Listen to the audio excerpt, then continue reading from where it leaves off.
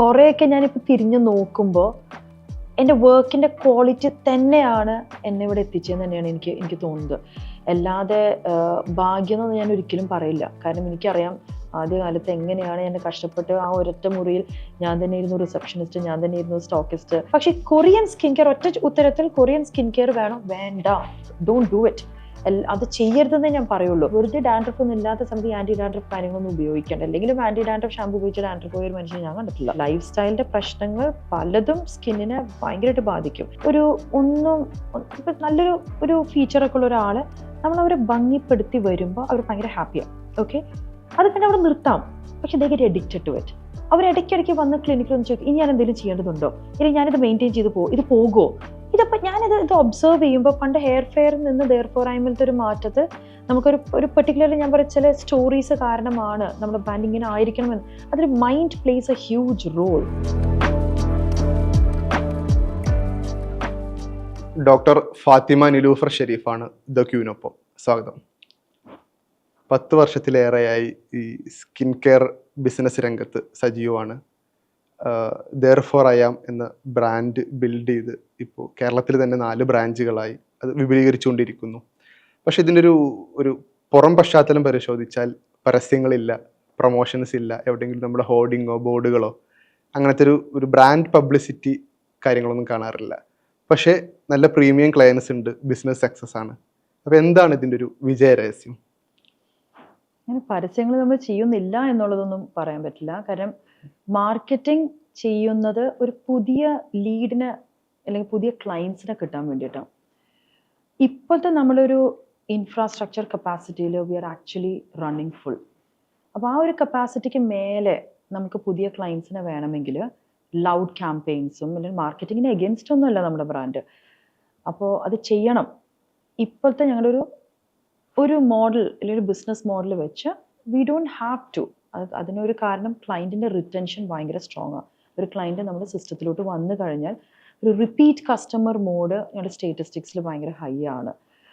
2, എനിക്ക് തോന്നുന്നു അധികം നമ്മളങ്ങനെ മാർക്കറ്റിംഗ് ചെയ്യേണ്ട ഒരു ആവശ്യം വരാത്തതിന് ഒരു കാരണം എനിക്ക് തോന്നിയത്, കേരളത്തിൽ എവിടേക്കോ ഒരു കോസ്മെറ്റോളജി ഞങ്ങളാണ് പരിചയപ്പെടുത്തിയതെന്നുള്ളൊരു ക്രെഡിറ്റ് എനിക്കെടുക്കാം എനിക്ക് തോന്നുന്നു. അപ്പോൾ എത്ര 10 കൊല്ലമൊന്നല്ല, അതിന് മുന്നേ നമ്മൾ സ്റ്റാർട്ട് ചെയ്ത് 12-15 കൊല്ലമൊക്കെ ആയി വന്നിട്ടുണ്ട് ഇപ്പോൾ. അപ്പോൾ നമ്മളാണ് ഈ കോസ്മെറ്റോളജീനെ പരിചയപ്പെടുത്തിയത്. അപ്പോൾ മാർക്കറ്റിൽ ആദ്യം ഇൻട്രൊഡ്യൂസ് ചെയ്യുന്ന ഒരു അഡ്വാൻറ്റേജ് എനിക്ക് കിട്ടി. 2, അന്ന് ആ ഇൻട്രൊഡ്യൂസ് ചെയ്തത് മാത്രമല്ല, ഇപ്പോൾ ഹെയറിൻ്റെ കാര്യത്തിലാണെങ്കിലും QR678 അല്ലെങ്കിൽ റീജെൻഡ്ര, PRP, ഇതെല്ലാം ടെക്നോളജിക്കലിയും ഞങ്ങൾ തന്നെയാണ് ഒരു സോഷ്യൽ മീഡിയയിൽ കൂടെ ആദ്യം പറയുന്ന ആൾക്കാർ. സോ അതുകൊണ്ടൊരു അറ്റൻഷൻ എന്നും നമ്മളുടെ ബ്രാൻഡിലോട്ടുണ്ട്. ഇപ്പോൾ ഹൈഡ്രാ ഫേഷ്യൽ, ഇപ്പോൾ എനിക്കൊന്നും എല്ലാവർക്കും അറിയാം. 10 കൊല്ലം മുന്നേ ഒരു പോപ്പുലർ മാഗസീനിൽ ഞങ്ങൾ ഫീച്ചർ ചെയ്തിട്ടുണ്ട്. ഇന്ത്യയിൽ ഒരു 5ാമത്തെ മെഷീനായിരുന്നു, സൗത്ത് ഇന്ത്യയിൽ ആദ്യത്തെ മെഷീനൊക്കെ ആയിരുന്നു ഞങ്ങളുടെ. അപ്പോൾ എനിക്ക് തോന്നുന്നു ടെക്നോളജിക്കലി ഒരു അഡ്വാൻസ്മെൻറ്റും നമുക്ക് വന്നതുകൊണ്ടൊക്കെ അപ്പോൾ ആദ്യം വിളിച്ചു പറയുന്നതും ഒരു സ്റ്റാറ്റിസ്റ്റിക്കലി ഞങ്ങളുടെ ഒരു ക്വാളിറ്റി കണ്ട് ക്ലയൻറ്റ് റീറ്റെയിൻ ചെയ്യുന്നത് കൊണ്ടെല്ലാം മാർക്കറ്റിംഗ് അധികം വേണ്ട വന്നിട്ടില്ല. അതൊരു കാരണം. 2, എനിക്കിപ്പോൾ ആലോചിച്ചെടുക്കാവുന്ന ഒരു കാരണം എന്താ വെച്ച് കഴിഞ്ഞാൽ, ഇപ്പം ഞങ്ങളുടെ ഒരു ബ്രാൻഡിന് ഒരു പേരുമാറ്റം വന്നിട്ടുണ്ട്. ആ ബ്രാൻഡിനെ അലൈൻ ചെയ്യുന്ന ഒരു മാർക്കറ്റിംഗ് പ്ലാറ്റ്ഫോംസുകളും കിട്ടാൻ ബുദ്ധിമുട്ടാണ്. ലൈക്ക് ഫോർ എക്സാമ്പിൾ, ഇപ്പോൾ ഉള്ളതൊരു സോഷ്യൽ മീഡിയയിൽ ഞങ്ങളൊരു സ്പേസ് റെലവെൻ്റ് ആയി ഞങ്ങളൊന്ന് ഓർമ്മിപ്പിക്കുന്ന ബ്രാൻഡിനെ റീകോൾ ചെയ്യുന്ന ചില മാർക്കറ്റിംഗ് ഞങ്ങൾ ചെയ്യുന്നു എന്നല്ലാതെ ഒരു ഇൻഫ്ലുവൻസർ മാർക്കറ്റിങ്ങോ കാര്യങ്ങളൊക്കെ ഒരു പ്രിഡോമിനൻ്റ്ലി ഒരു ഇൻഫ്ലുവൻസർ മാർക്കറ്റിങ്ങൊക്കെ ഞങ്ങൾക്ക് ആ തോട്ട്സിനോട് അങ്ങനെ അലൈൻ ചെയ്തിട്ടില്ല. So we also want to find ഒരു പ്ലാറ്റ്ഫോം കൃത്യമായിട്ട് നമ്മുടെ ബ്രാൻഡ് വിഷനോട് അലൈൻ ചെയ്യുന്ന ഒരു മാർക്കറ്റിംഗ് പ്ലാറ്റ്ഫോമും നമ്മൾ കണ്ടുപിടിക്കണം. ഈ തൃശ്ശൂരിലെ ഉമ്മാടെ സംരംഭത്തിൽ നിന്ന് ഒരു മുറിയിൽ നിന്ന് തുടങ്ങി വിപുലീകരിച്ചൊരു സംവിധാനമാണല്ലോ. ഇപ്പോൾ ഈ നമ്മൾ സംസാരിക്കുമ്പോൾ 2025 ഫെബ്രുവരിയിലാണ്. ഈ ബിസിനസ്സിൻ്റെ ഒരു സ്റ്റേജ് എവിടെ എത്തി നിൽക്കുന്നു? ഒരു സ്വപ്നം കണ്ട് അതിനുവേണ്ടി പഠിച്ച് അധ്വാനിച്ച് ആ ഒരു ജേണി ഇപ്പം എവിടെ എത്തി നിൽക്കുന്നു എന്നുള്ളത് എങ്ങനെയാണ് ഓർത്തെടുക്കുക പറയാം? ആ കാലത്തെ സ്വപ്നമൊന്നുമല്ല ഇപ്പം എനിക്ക്. ആ കാലത്ത് തുടങ്ങിയ സമയത്ത് ഈ പറഞ്ഞ ഒരു ഒറ്റമുറിയിൽ ഞാൻ സ്റ്റാർട്ട് ചെയ്യുമ്പോൾ, ഉമ്മാടെ ഈ സലൂണിൽ സ്റ്റാർട്ട് ചെയ്യുമ്പോൾ എൻ്റെ സ്വപ്നം എന്ന് പറയുന്നത് നാട് മൊത്തം അറിയുന്ന ഒരു നല്ല കോസ്മെറ്റോളജിസ്റ്റ് ആവണം, ഇല്ലെങ്കിൽ എനിക്ക് നല്ല പ്രാക്ടീസ് വരണം. എനിക്ക് ഇപ്പോൾ എൻ്റെ വീടിൻ്റെ അടുത്തൊരു ഡോക്ടർ ഉണ്ട്, രാത്രി 11 മണിക്കും ആളുടെ കൺസൾട്ടേഷൻ നിൽക്കാറില്ല. അപ്പോൾ അതൊക്കെ കണ്ടു എൻ്റെ കൺസൾട്ടേഷനും അങ്ങനെ നിൽക്കണം എന്നുള്ളതൊക്കെ തന്നെ എനിക്ക് അന്ന് ആഗ്രഹം ഉണ്ടായിരുന്നുള്ളൂ. ആ സ്വപ്നമൊക്കെ കിട്ടി. എനിക്കൊന്ന് അറ്റൈൻ ചെയ്യാൻ പറ്റിയിട്ടുണ്ട്. പക്ഷെ ഇന്നത്തെ എൻ്റെ സ്വപ്നം അതല്ല. എൻ്റെ നോളജ് ഞാൻ എക്സിക്യൂട്ട് ചെയ്ത് തുടങ്ങിയപ്പോൾ ഇങ്ങനെയല്ല സ്കിൻ കെയറും ഹെയർ കെയറും നമ്മൾ പഠിച്ച കാര്യങ്ങളല്ല. ഒരു സ്കിന്നിനെ സംബന്ധിച്ച് സ്കിന്നും ഹെയറൊക്കെ നന്നായി എടുക്കണമെങ്കിൽ എൻ്റെ ജോലി മാത്രമല്ല, അതിൽ കറക്റ്റ് ന്യൂട്രീഷൻ അല്ലെങ്കിൽ കറക്റ്റ് പ്രോഡക്ട്സ്, ഇപ്പോൾ സ്വന്തമായിട്ടൊരു പ്രോഡക്ട്സ് ഉണ്ടാക്കണം എന്നുള്ള സ്വപ്നമൊക്കെ അവിടെ തൊട്ടാണ്. ഇപ്പോൾ റിസൾട്ട്സ് കാണുമ്പോൾ നമ്മൾ തുടങ്ങിയ ജേർണിയിൽ നിന്നല്ല, പല സ്വപ്നങ്ങളും വന്നുകൊണ്ടിരിക്കുകയാണ്. അപ്പോൾ അതിലെവിടെ എത്തിയെന്ന് ചോദിക്കുകയാണെങ്കിൽ അറ്റൈൻ ചെയ്യേണ്ട ഗോളിന്റെ ഡയറക്ഷനിലോട്ട് ഞങ്ങളിപ്പോ തിരിഞ്ഞു എന്ന് വേണമെങ്കിൽ പറയാം. യെസ്, ആ ഡിറക്ഷൻ ഞങ്ങൾക്ക് കിട്ടി. ഇനി ഗ്രോ ചെയ്യണം. ഈ പേര് മാറ്റം പറഞ്ഞല്ലോ, ശരിക്കും ആ ഒരു സാഹചര്യം ഏതായിരുന്നു? ഒരു ബ്രാൻഡ് റീബിൽഡ് ചെയ്യുന്ന ഒരു ഘട്ടം, ഒപ്പം അപ്പൊ ആ പേരിലൊരു പ്രത്യേകത ഉണ്ടല്ലോ, ഞങ്ങൾ ഇവിടെ ഉണ്ട് എന്നുള്ളൊരു സാന്നിധ്യം അറിയിക്കലും സൂചന കൊടുക്കലും കൂടെ. അപ്പൊ പേര് തെരഞ്ഞെടുക്കുന്നതും ആ മാറ്റാം എന്ന് തീരുമാനിക്കുന്ന ഘട്ടവും ഏതായിരുന്നു? എല്ലാ ബ്രാൻഡും ബിസിനസ്സുകാരും കൊണ്ടുവരുന്ന പോലെ ഞങ്ങളും ഒരു ബ്രാൻഡിങ് ടീമിനെ കൊണ്ടുവന്നു. ബ്രാൻഡിങ് ടീമുകാരുടെ അടുത്ത് എൻ്റെ ബിസിനസ്സിൻ്റെ സ്വപ്നങ്ങളും ഞാൻ അവരടുത്ത് പറഞ്ഞു. എനിക്കൊരു സ്കിൻ ക്ലിനിക് എന്നുള്ളൊരു രീതിയിലല്ല അറിയപ്പെടേണ്ടത്. ഒരാൾ എന്നോട് എൻ്റെ ക്ലിനിക്കിലോട്ട് വന്നു കഴിഞ്ഞാൽ, ഞാൻ തുടങ്ങിയൊരു എൻ്റർപ്രൈസിലോട്ട് വരുമ്പോൾ, പുറത്തേക്ക് ഇറങ്ങുമ്പോൾ ഞാൻ ഭംഗി വെച്ചു എന്നുള്ളതല്ല. He should feel good about himself. ഞാൻ എല്ലാം കൊണ്ടും ഒരു പേഴ്സണാലിറ്റി വെച്ച് അത് ഇപ്പം നിങ്ങളൊന്ന് ആലോചിച്ച് നോക്കിയാൽ, ഒരു നല്ലൊരു ഡ്രസ്സും നല്ലൊരു മേക്കപ്പ് ഇട്ട് ഒരു പെൺകുട്ടി ഇറങ്ങുമ്പോൾ ഓട്ടോമാറ്റിക്കലി അവനൊരു കോൺഫിഡൻസ് കൂടുതലാണ്. അവന് തോന്നുകയാണ് അവന് സാധാരണക്കാട്ടും കൂടുതൽ ഒരു കോൺഫിഡൻസ്, പെർഫെക്ഷൻ വന്നു എന്ന് പറയുന്നത് അത് അവൻ്റെ സൗന്ദര്യം മാത്രമല്ല, അത് അവൻ്റെ ഒരു പേഴ്സണാലിറ്റി. അവനെല്ലാം കൊണ്ടും അവൻ്റെ ഒരു ഒപ്റ്റിക്സ് അങ്ങോട്ട് കറക്റ്റ് ആകുമ്പോൾ നമ്മുടെ ഉള്ളിലുള്ള കോൺഫിഡൻസ് അങ്ങോട്ട് ബൂസ്റ്റ് ചെയ്യണം. അതിനൊരു സ്കിൻ കെയറും ഹെയർ ട്രീറ്റ്മെന്റ് അല്ല അതിൻ്റെ ഒരു വശം. അതെങ്ങനെയാണ് നമ്മളൊരു കൃത്യമായിട്ട് അങ്ങനെ ഒരു ബ്രാൻഡ് ക്യൂറേറ്റ് ചെയ്യുക? എനിക്കൊരു കൾച്ചർ ഡെവലപ്പ് ചെയ്യണം. US ഉള്ള പോലെ ഇതൊരു walk in and walk out രീതിയാണ്. നമ്മുടെ ഒരു സിസ്റ്റത്തിൻ്റെ ഒരു മെയിൻ്റനൻസ് ആണ്. ഇടയ്ക്കിടയ്ക്ക് നമ്മളൊരു ഹെൽത്ത് ചെക്കപ്പ് ഒക്കെ ചെയ്യില്ലേ, അതുപോലെ ഒരു സ്കിൻ ചെക്കപ്പ്, ഒരു ഹെയർ ചെക്കപ്പ്. അപ്പോൾ നമ്മുടെ എല്ലാ രീതിയിലും ഒരു സിസ്റ്റം നന്നായി മെയിൻറ്റെയിൻ ചെയ്ത് കൊണ്ടുപോകേണ്ട ഒരു കൾച്ചർ ഡെവലപ്മെന്റ് ഒരു ഭാഗത്ത് ഞാൻ എങ്ങനെയാണ് എൻ്റെ ഒരു ക്ലിനിക്കിന് ഒരു സ്കിന്നെന്നും പറഞ്ഞ ഒരു ക്ലിനിക്കിന് പേരിടാൻ പറ്റില്ല. It's A life style. എന്നാൽ എൻ്റെ സൗന്ദര്യ സങ്കല്പം അല്ല നിങ്ങളുടെ. ഈ ഒരു ഭാഷയൊക്കെ എങ്ങനെയാണ് ഒരു ബ്രാൻഡായിട്ട് മാറ്റിയെടുക്കാൻ പറ്റും എന്നുള്ളത് ലക്കിലി ഞങ്ങൾക്ക് കിട്ടിയൊരു ബ്രാൻഡിങ് ടീം എൻ്റെ ആവശ്യം മനസ്സിലാക്കിക്കൊണ്ട് ഒരൊറ്റ ഓപ്ഷൻ അവർ പറഞ്ഞുള്ളൂ. സാധാരണ പല ഓപ്ഷൻസും ബ്രാൻഡ്, ഈ ഒരൊറ്റ ഓപ്ഷൻ പറഞ്ഞോണ്ട് I said no, this is it, എനിക്ക് തന്നെ വേണ്ടത്. അതൊരു French philosopher, I think therefore I am. ഞാൻ തന്നെയാണ് എൻ്റെ എക്സിസ്റ്റൻസിന്. എനിക്ക് ആ ഫിലോസഫി ഭയങ്കര ഇഷ്ടപ്പെട്ടു. അത് മാത്രമല്ല, നാളെ എനിക്കൊരു പ്രൊഡക്റ്റ് ഇറക്കണം, എനിക്കൊരു ലൈഫ് സ്റ്റൈൽ റിലേറ്റഡ് ആയിട്ട് എന്തോ ഇറക്കണം, എനിക്കൊരു ഫർണിച്ചർ ലൈൻ തുറക്കണം, എനിക്കൊരു ഫാഷൻ ലൈൻ സ്റ്റാർട്ട് ചെയ്യണം, എല്ലാത്തിലും therefore I am fit in ചെയ്യും. I like that name because of that. It's an ideology. ഒരു പക്ഷേ 10 അല്ലെങ്കിൽ 15 വർഷം മുമ്പ് കേരളത്തിൽ ഇത്തരം കാര്യങ്ങൾ അവതരിപ്പിക്കുമ്പോൾ ആളുകൾക്ക് ഇതിന് പണം ഇൻവെസ്റ്റ് ചെയ്യാൻ പരിമിതി ഉണ്ടാവും, ആൾക്ക് ഇതിനെക്കുറിച്ച് കൂടുതൽ പരിചയമില്ല, ആൾക്ക് അറിയില്ലല്ലോ ആ ഒരു ഘട്ടത്തിൽ. നമ്മൾ 2025 സംസാരിക്കുമ്പോൾ ഇപ്പോഴും ഒരു മിഡിൽ ക്ലാസ്സിൽ താഴെയുള്ള ആളുകൾ പലപ്പോഴും വലിയൊരു ഹൈ കോസ്റ്റ് പൈസ ചെലവാക്കി ഇതിനു വേണ്ടി ഇൻവെസ്റ്റ് ചെയ്യാൻ റെഡിയല്ല. പക്ഷെ അപ്പൊ 15 വർഷം മുമ്പ് എന്തായിരുന്നു ഇവിടുത്തെ സാഹചര്യം, ഇത് ആളുകളെ പരിചയപ്പെടുത്തുമ്പോൾ? നേരത്തെ പറഞ്ഞ ഒറ്റമുറി സ്ഥലം എന്ന് പറഞ്ഞാൽ അതിനെ ഒരു മുറിയായിട്ട് തന്നെ കൺസിഡർ ചെയ്യരുത്. ആ ബിൽഡിങ്ങിൽ സാധാരണ ആളുകൾ കാണാത്ത ടൈപ്പ് ഒരു സലൂണാണ് ലാഫെം എന്ന് പറഞ്ഞ തൃശ്ശൂരുള്ള സലൂൺ.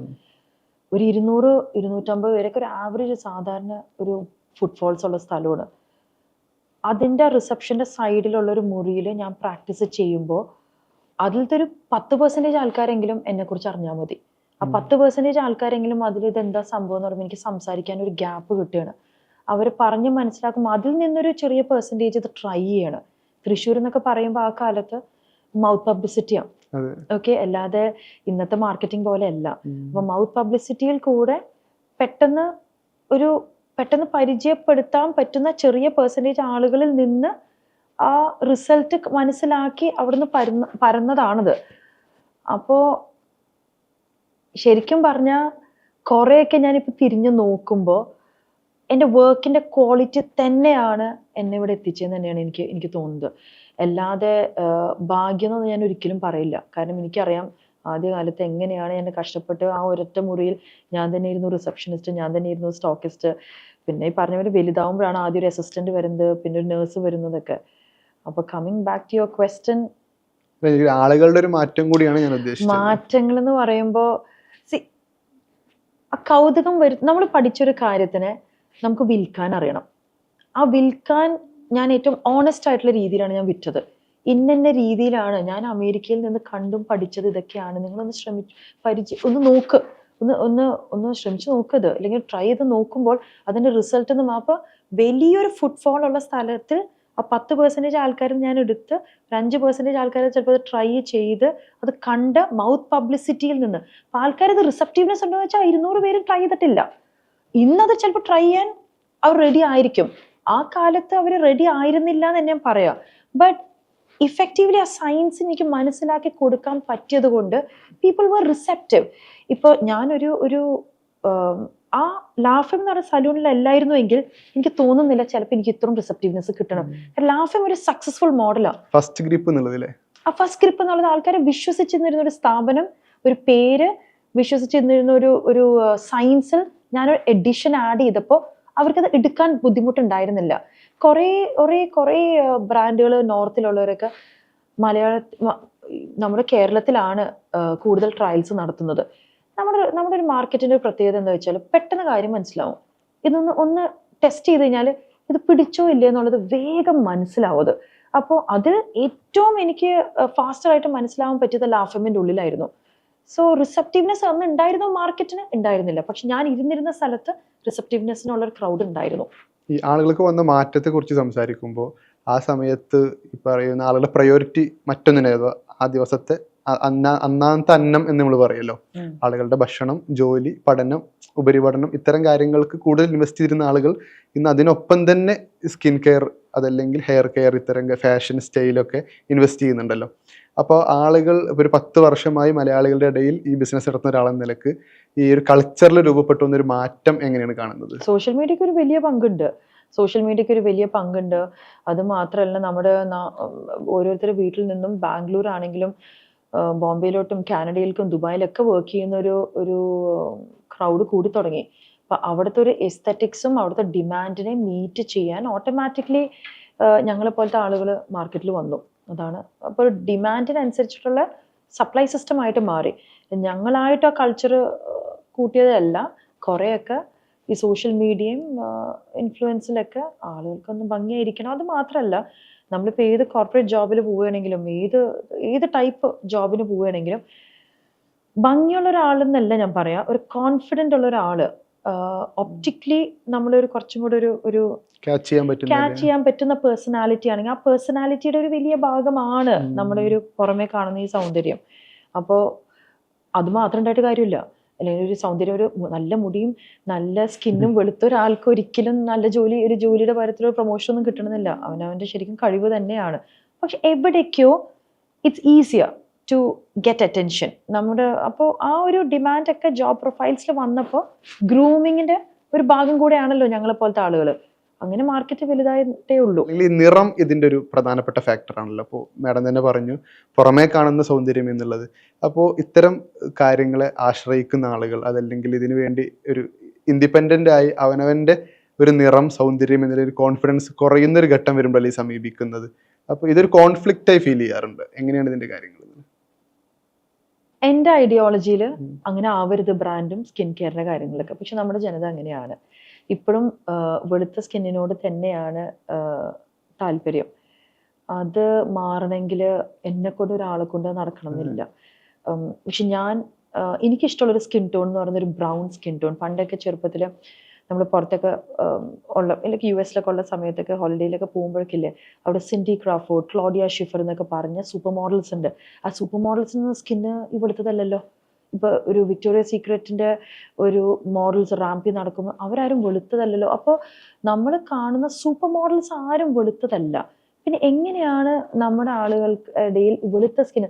പണ്ട് ബ്രിട്ടീഷുകാർ ഭരിച്ച സമയത്ത് അവരുടെ ഒരു ആസ്പിറേഷനായിട്ട് നമ്മൾ വെച്ചപ്പോൾ അവരാണ് ഏറ്റവും വലിയ സുപ്പീരിയർ എന്നുള്ളത് കണ്ടിട്ട് അവരുടെ സ്കിൻ ടൈപ്പ് ആണ് നമ്മൾ ആരാധിക്കേണ്ടതെന്നുള്ളത് കൊണ്ടാണോ ഇത് വന്നതെന്നുള്ളത് എനിക്കറിയില്ല. എന്നാൽ സൗത്ത് ഈസ്റ്റ്, ഈ കൊറിയ, ഫിലിപ്പീൻസ് അല്ലെങ്കിൽ സിംഗപ്പൂർ ഏരിയയിലൊക്കെ വെളുത്ത സ്കിന്ന് വലിയ സംഭവം തന്നെയാണ്. അപ്പോൾ ഒരു ടെറിറ്റോറിയലി ഓരോ സ്ഥലങ്ങൾക്ക് ഓരോ സൗന്ദര്യ സങ്കല്പം ഉണ്ട്. നമ്മുടെ സൗന്ദര്യ സങ്കല്പം ഇപ്പോഴും വെളുത്ത സ്കിന്നൊക്കെ തന്നെയാണ് ഭൂരിപക്ഷം. കുറെ ആൾക്കാർ ഇപ്പൊ മാറിയിട്ടൊക്കെ ഉണ്ടില്ല എന്നുള്ളതല്ല, ഭൂരിപക്ഷം അത് തന്നെയാണ്. അതിലോട്ട് ഞങ്ങളുടെ ബ്രാൻഡിനെ ഫിറ്റും ചെയ്യിപ്പിക്കണം എന്ന് എനിക്കില്ല. പക്ഷെ എന്ന് വെച്ച് കുറെ ആളുകൾക്ക് അതാണ് ആഗ്രഹം എന്ന് വെച്ചാൽ ഞാനത് ചെയ്തു കൊടുക്കൂല എന്ന് എനിക്ക് പറയാനും പറ്റില്ല. നിലനിന്ന് പോണെങ്കിൽ നിങ്ങളുടെ സൗന്ദര്യ സങ്കല്പത്തിന് അനുസരിച്ചിട്ട് ഞാൻ പ്രോട്ടോകോൾ ഇട്ട് തരാം. നിങ്ങൾക്ക് വെളുക്കണം, ഇപ്പൊ വെളുക്കണം എന്ന് തന്നെ പറയുമ്പോൾ ഒരു തമന്നയുടെ ഫെയർനെസ് അല്ല ചിലപ്പോ സാറിന്റെ ഫെയർനെസ്. അപ്പൊ ഒരു ഭയങ്കര വൈറ്റ് ടോൺ ഒരു പിങ്ക് ടോൺ ഫെയർനെസ് അല്ല, ഒരു യെല്ലോ ടോൺ ഫെയർനെസ് അല്ല. അപ്പൊ അതിനനുസരിച്ച് ഞങ്ങൾ സ്കിന്ന് മാറ്റി കൊടുക്കാറുണ്ട്. അപ്പോ സൗന്ദര്യ സങ്കല്പം എങ്ങനെയാണോ നിങ്ങൾക്ക് വേണ്ടത്. ഈ വൈറ്റനിങ്ങിന്റെ കാര്യം പറയുമ്പോൾ തന്നെ ഇപ്പൊ ഈ കൊറിയൻ എഫക്റ്റ് ഇപ്പൊ പ്രധാനപ്പെട്ട ഒരു ഡിസ്കഷനുള്ള കാര്യമാണല്ലോ. ഇപ്പൊ BTS-ഉം അല്ലെങ്കിൽ നെറ്റ്ഫ്ലിക്സ് ഡോക്യുമെന്ററി ഒക്കെ മുഖേന ആളുകൾ പ്രത്യേകിച്ച് ടീനേജിന്റെ ഇടയിൽ അതിനൊരു എഫക്റ്റ് നന്നായി ബാധിക്കുന്നുണ്ടല്ലോ. അപ്പോൾ കൊറിയൻ സ്കിൻ കെയർ, അപ്പോൾ ശരിക്കും ഈ ട്രെൻഡ് നമുക്കിവിടെ പോസിബിൾ ആണോ? അതിനുവേണ്ടി യൂട്യൂബൊക്കെ നോക്കി പലതരം ക്രീമുകൾ കുട്ടികൾ ഉപയോഗിക്കുന്നുണ്ട്. ശരിക്കും ഇതിന്റെ ഒരു ഭവിഷ്യത്ത് എന്താണ്? ഒപ്പം ഈ കൊറിയൻ സ്കിൻ കെയർ നമുക്ക് അങ്ങനെ ഒരു പിന്തുടരാൻ പറ്റുന്ന രീതിയാണോ? 10 സ്റ്റെപ്പ് മാറി ഇപ്പൊ 15 സ്റ്റെപ്പിലോട്ട് മാറുകയാണ്. ഒന്ന്, അത്രയധികം സമയം നമ്മൾ സ്കിൻ കെയറിന് വേണ്ടി കണ്ടുപിടിക്കരുത്. ഇതൊക്കെ നിത്യേന ലൈഫ് സ്റ്റൈലിന്റെ ഒരു ഭാഗമായിട്ടായിരിക്കണം മാറണം. അത് കുറച്ചൊരു സൈക്കോളജിക്കൽ ഇമ്പാക്റ്റും ഇങ്ങനത്തെ കാര്യത്തിനൊക്കെ ഉണ്ടായിരിക്കും. ഒരു ചെറിയൊരു ടീനേജ് കുട്ടിയോ അല്ലെങ്കിൽ 20 വയസ്സുകാരോ ഏർലി 20s ആളുകൾ ജോലിപരമായിട്ടുള്ള കാര്യങ്ങൾ ശ്രദ്ധിക്കണം. അല്ലാതെ ഈ ആദ്യം ഒരു ഷീറ്റ് മാസ്ക് ഇടുന്നു, മറ്റേ മോയ്സ്ചറൈസർ ഇടുന്നു, മറ്റേ cleanser, double cleanser, toner, essence, ampoule, serum, sunscreen and multi layering, അത് ഫേസ് ഓയിൽ, മിസ്റ്റുകൾ. ഇത് അവനവനെ ബ്രെയിൻ ട്രെയിൻ ചെയ്യണതും കൂടെയാണെന്ന് എനിക്ക് തോന്നുന്നു. ഈ ഇൻഡസ്ട്രിയൊക്കെ, ഈ കോസ്മെസ്യൂട്ടിക്കൽ ഇൻഡസ്ട്രി ഈ ആളുകളെ ഇത് ചെയ്തിട്ടില്ലെങ്കിലുള്ള മാനസിക ബുദ്ധിമുട്ടുള്ള ആളുകൾ ഞങ്ങളുടെ ക്ലിനിക്കിൽ വരലുണ്ട്. അപ്പോൾ ഇത് ചെയ്താലേ ഒന്നുമില്ല, ആദ്യം ഇതൊക്കെ കൊണ്ട് നിർത്താം. മുഖം കഴുകാനോ സാധനം അതുകൊണ്ട് ഞങ്ങൾ ദെയർഫോർ പ്രോഡക്ട്സ് ഒരിക്കലും ഈ സീറം ബേസ്ഡും ഇങ്ങനത്തെ ഒന്നുമല്ല. സൺസ്ക്രീൻ തരും, മോയ്സ്ചറൈസർ തരും, ഫേസ് വാഷ് തരും. ഇതിനപ്പുറം നിങ്ങൾക്ക് ആവശ്യമില്ല. സ്കിന്നിന്റെ എന്തിനാണ് ഇത് ഓരോ കാര്യങ്ങളും കൂടെ പഠിപ്പിച്ചു കൊടുക്കും. ഉപയോഗിച്ചില്ലെങ്കിൽ നമ്മളെന്തോ ഒരു പിന്നിലേക്ക് പോകുന്ന. അതെന്താന്ന് വെച്ചാൽ ഈ സോഷ്യൽ മീഡിയയിൽ കാണുന്ന ഗ്ലാസ് സ്കിൻ, ഈ കൊറിയൻ ഗ്ലാസ് സ്കിൻ എന്നൊക്കെ പറയുന്നത്, ഒന്ന് അവരുടെ ജെനറ്റിക്സ് നല്ലതായിരിക്കും, അവർ കഴിക്കുന്ന ഭക്ഷണം, അവരുടെ പൊല്യൂഷൻ, അവരുടെ ഒരു എൻവയറമെന്റൽ ഫാക്ടർ, ഹോർമോണൽ ഫാക്ടർ, ഇതെല്ലാം ഇതിന്റെ മേലെയാണ് പ്രൊഡക്ട്സ് കയറുന്നത്. നമുക്ക് അങ്ങനെയല്ല. ഇതൊക്കെ ഈ കൊറിയയിലത്തെ ആളുകളെ വെച്ച് ഭയങ്കര ഡിഫറെൻ്റാണ് നമ്മുടെ ഒരു എൻവയൺമെൻറ്റും കാര്യങ്ങളൊക്കെ. അപ്പോൾ നമുക്കും കൂടെ പറ്റുന്ന ഒരു സിസ്റ്റം നമ്മൾ കണ്ടുപിടിക്കണം. ഒരു സിവിൽ എഞ്ചിനീയറിനുള്ള ഒരു സ്കിൻ കെയർ പ്രോട്ടോകോൾ ഒരിക്കലും നമ്മളെ പോലെ ഉള്ളിൽ വർക്ക് ചെയ്യുന്ന ആൾക്കാർക്കല്ല. അപ്പോൾ പുറത്ത് ഒരു ബാങ്കിലുള്ള ഉദ്യോഗസ്ഥർ, ടീച്ചർമാരെ പോലെയല്ല ഈ പുറത്ത് ഈ വർക്കിലുള്ള ആർക്കിടെക്ട്സും സിവിൽ എഞ്ചിനീയർ, മനസ്സിലായില്ല. അപ്പോൾ അവരുടെ സൺ എക്സ്പോഷർ ഡിഫറെൻ്റ് ആണ്, അവരുടെ പ്രായം കൊണ്ടും എന്താണ് ചെയ്യേണ്ടതൊക്കെ. അപ്പോൾ പ്രതിരോധ ശക്തി ആയിരിക്കണം സണ്ണിന്റെ, ഈ പുറത്ത് വെയിലത്ത് വർക്ക് ചെയ്യുന്ന ആൾക്കാരുടെ ഒരു പ്രതിരോധ ശക്തി സ്കിന്നിന്റെ ബെറ്റർ ആക്കാൻ വേണ്ടിയിട്ടുള്ള ചിലപ്പോൾ ഒരു വൈറ്റമിൻ-C സീറം ആഡ് ചെയ്യാം. ഇപ്പൊ ഉള്ളിലിരിക്കുന്ന ഒരു 20 വയസ്സിലോ ഒരു 18 വയസ്സുള്ള ആൾക്കാർക്ക് ഒരു സാധാരണ പ്രതിരോധ ശക്തി സ്കിന്നിനുണ്ടായിരിക്കും. അവർ വെറുതെ സീറം ഇടണമെന്നില്ല. ഇനി വൈറ്റമിൻ-C സീറം തന്നെ നമ്മൾ അപ്ലൈ ചെയ്യുമ്പോൾ ചെറിയൊരു ചൂടടിക്കും സ്കിന്നിൽ. ഒരു ബോഡി ഹീറ്റോ അല്ലെങ്കിൽ പോറിന്റെ ഹീറ്റ് കൂടുതലുള്ള ആൾക്കാർ വൈറ്റമിൻ-C സീറം അപ്ലൈ ചെയ്യുമ്പോൾ പിമ്പിൾ വരാം, ആക്നെ വരാം. അപ്പോൾ വൈറ്റമിൻ-C സീറം തന്നെ 365 ദിവസവും എല്ലാവർക്കും പറ്റണമെന്നില്ല. അപ്പൊ അതിനാണ് ഞങ്ങളെ പോലത്തെ ആളുകൾ എന്താണോ നിങ്ങൾക്ക് വേണ്ടതെന്നുള്ളത് ഡിസൈൻ ചെയ്ത് തരും. പക്ഷെ കൊറിയൻ സ്കിൻ കെയർ, ഒറ്റ ഉത്തരത്തിൽ കൊറിയൻ സ്കിൻ കെയർ വേണോ വേണ്ട, ഡോണ്ട് ഡു ഇറ്റ്. അത് ചെയ്യരുതെന്നേ ഞാൻ പറയുള്ളൂ. അത്ര ഒന്നും നമുക്ക് ആവശ്യമില്ല, സ്കിന്ന് ഡാമേജ് ചെയ്യുള്ളൂ. ഒരു കോമൺ ആയ ഒരാളെ സംബന്ധിച്ച് ആള് ഇത്തരം കൺസൾട്ടേഷൻ എടുക്കാത്ത ഒരാളാണെങ്കിൽ അയാളൊരു പ്രൈമറി സ്റ്റെപ്പ് എന്ന നിലയ്ക്ക് കീപ്പ് ചെയ്യേണ്ട ഒരു നോർമൽ സ്കിൻ കെയർ റൂട്ടീൻ എന്ന നിലയ്ക്ക് സജഷൻ തരാൻ പറ്റും? കൺസൾട്ടേഷൻ ആണ് ഇതപ്പോ. അപ്പൊ ഒരു ഫേസ് വാഷ് ഒട്ടും പതയാത്തൊരു ഫേസ് വാഷ് എടുക്കാം. കുറെ നല്ല ബ്രാൻഡുകൾ മാർക്കറ്റിലുണ്ട്.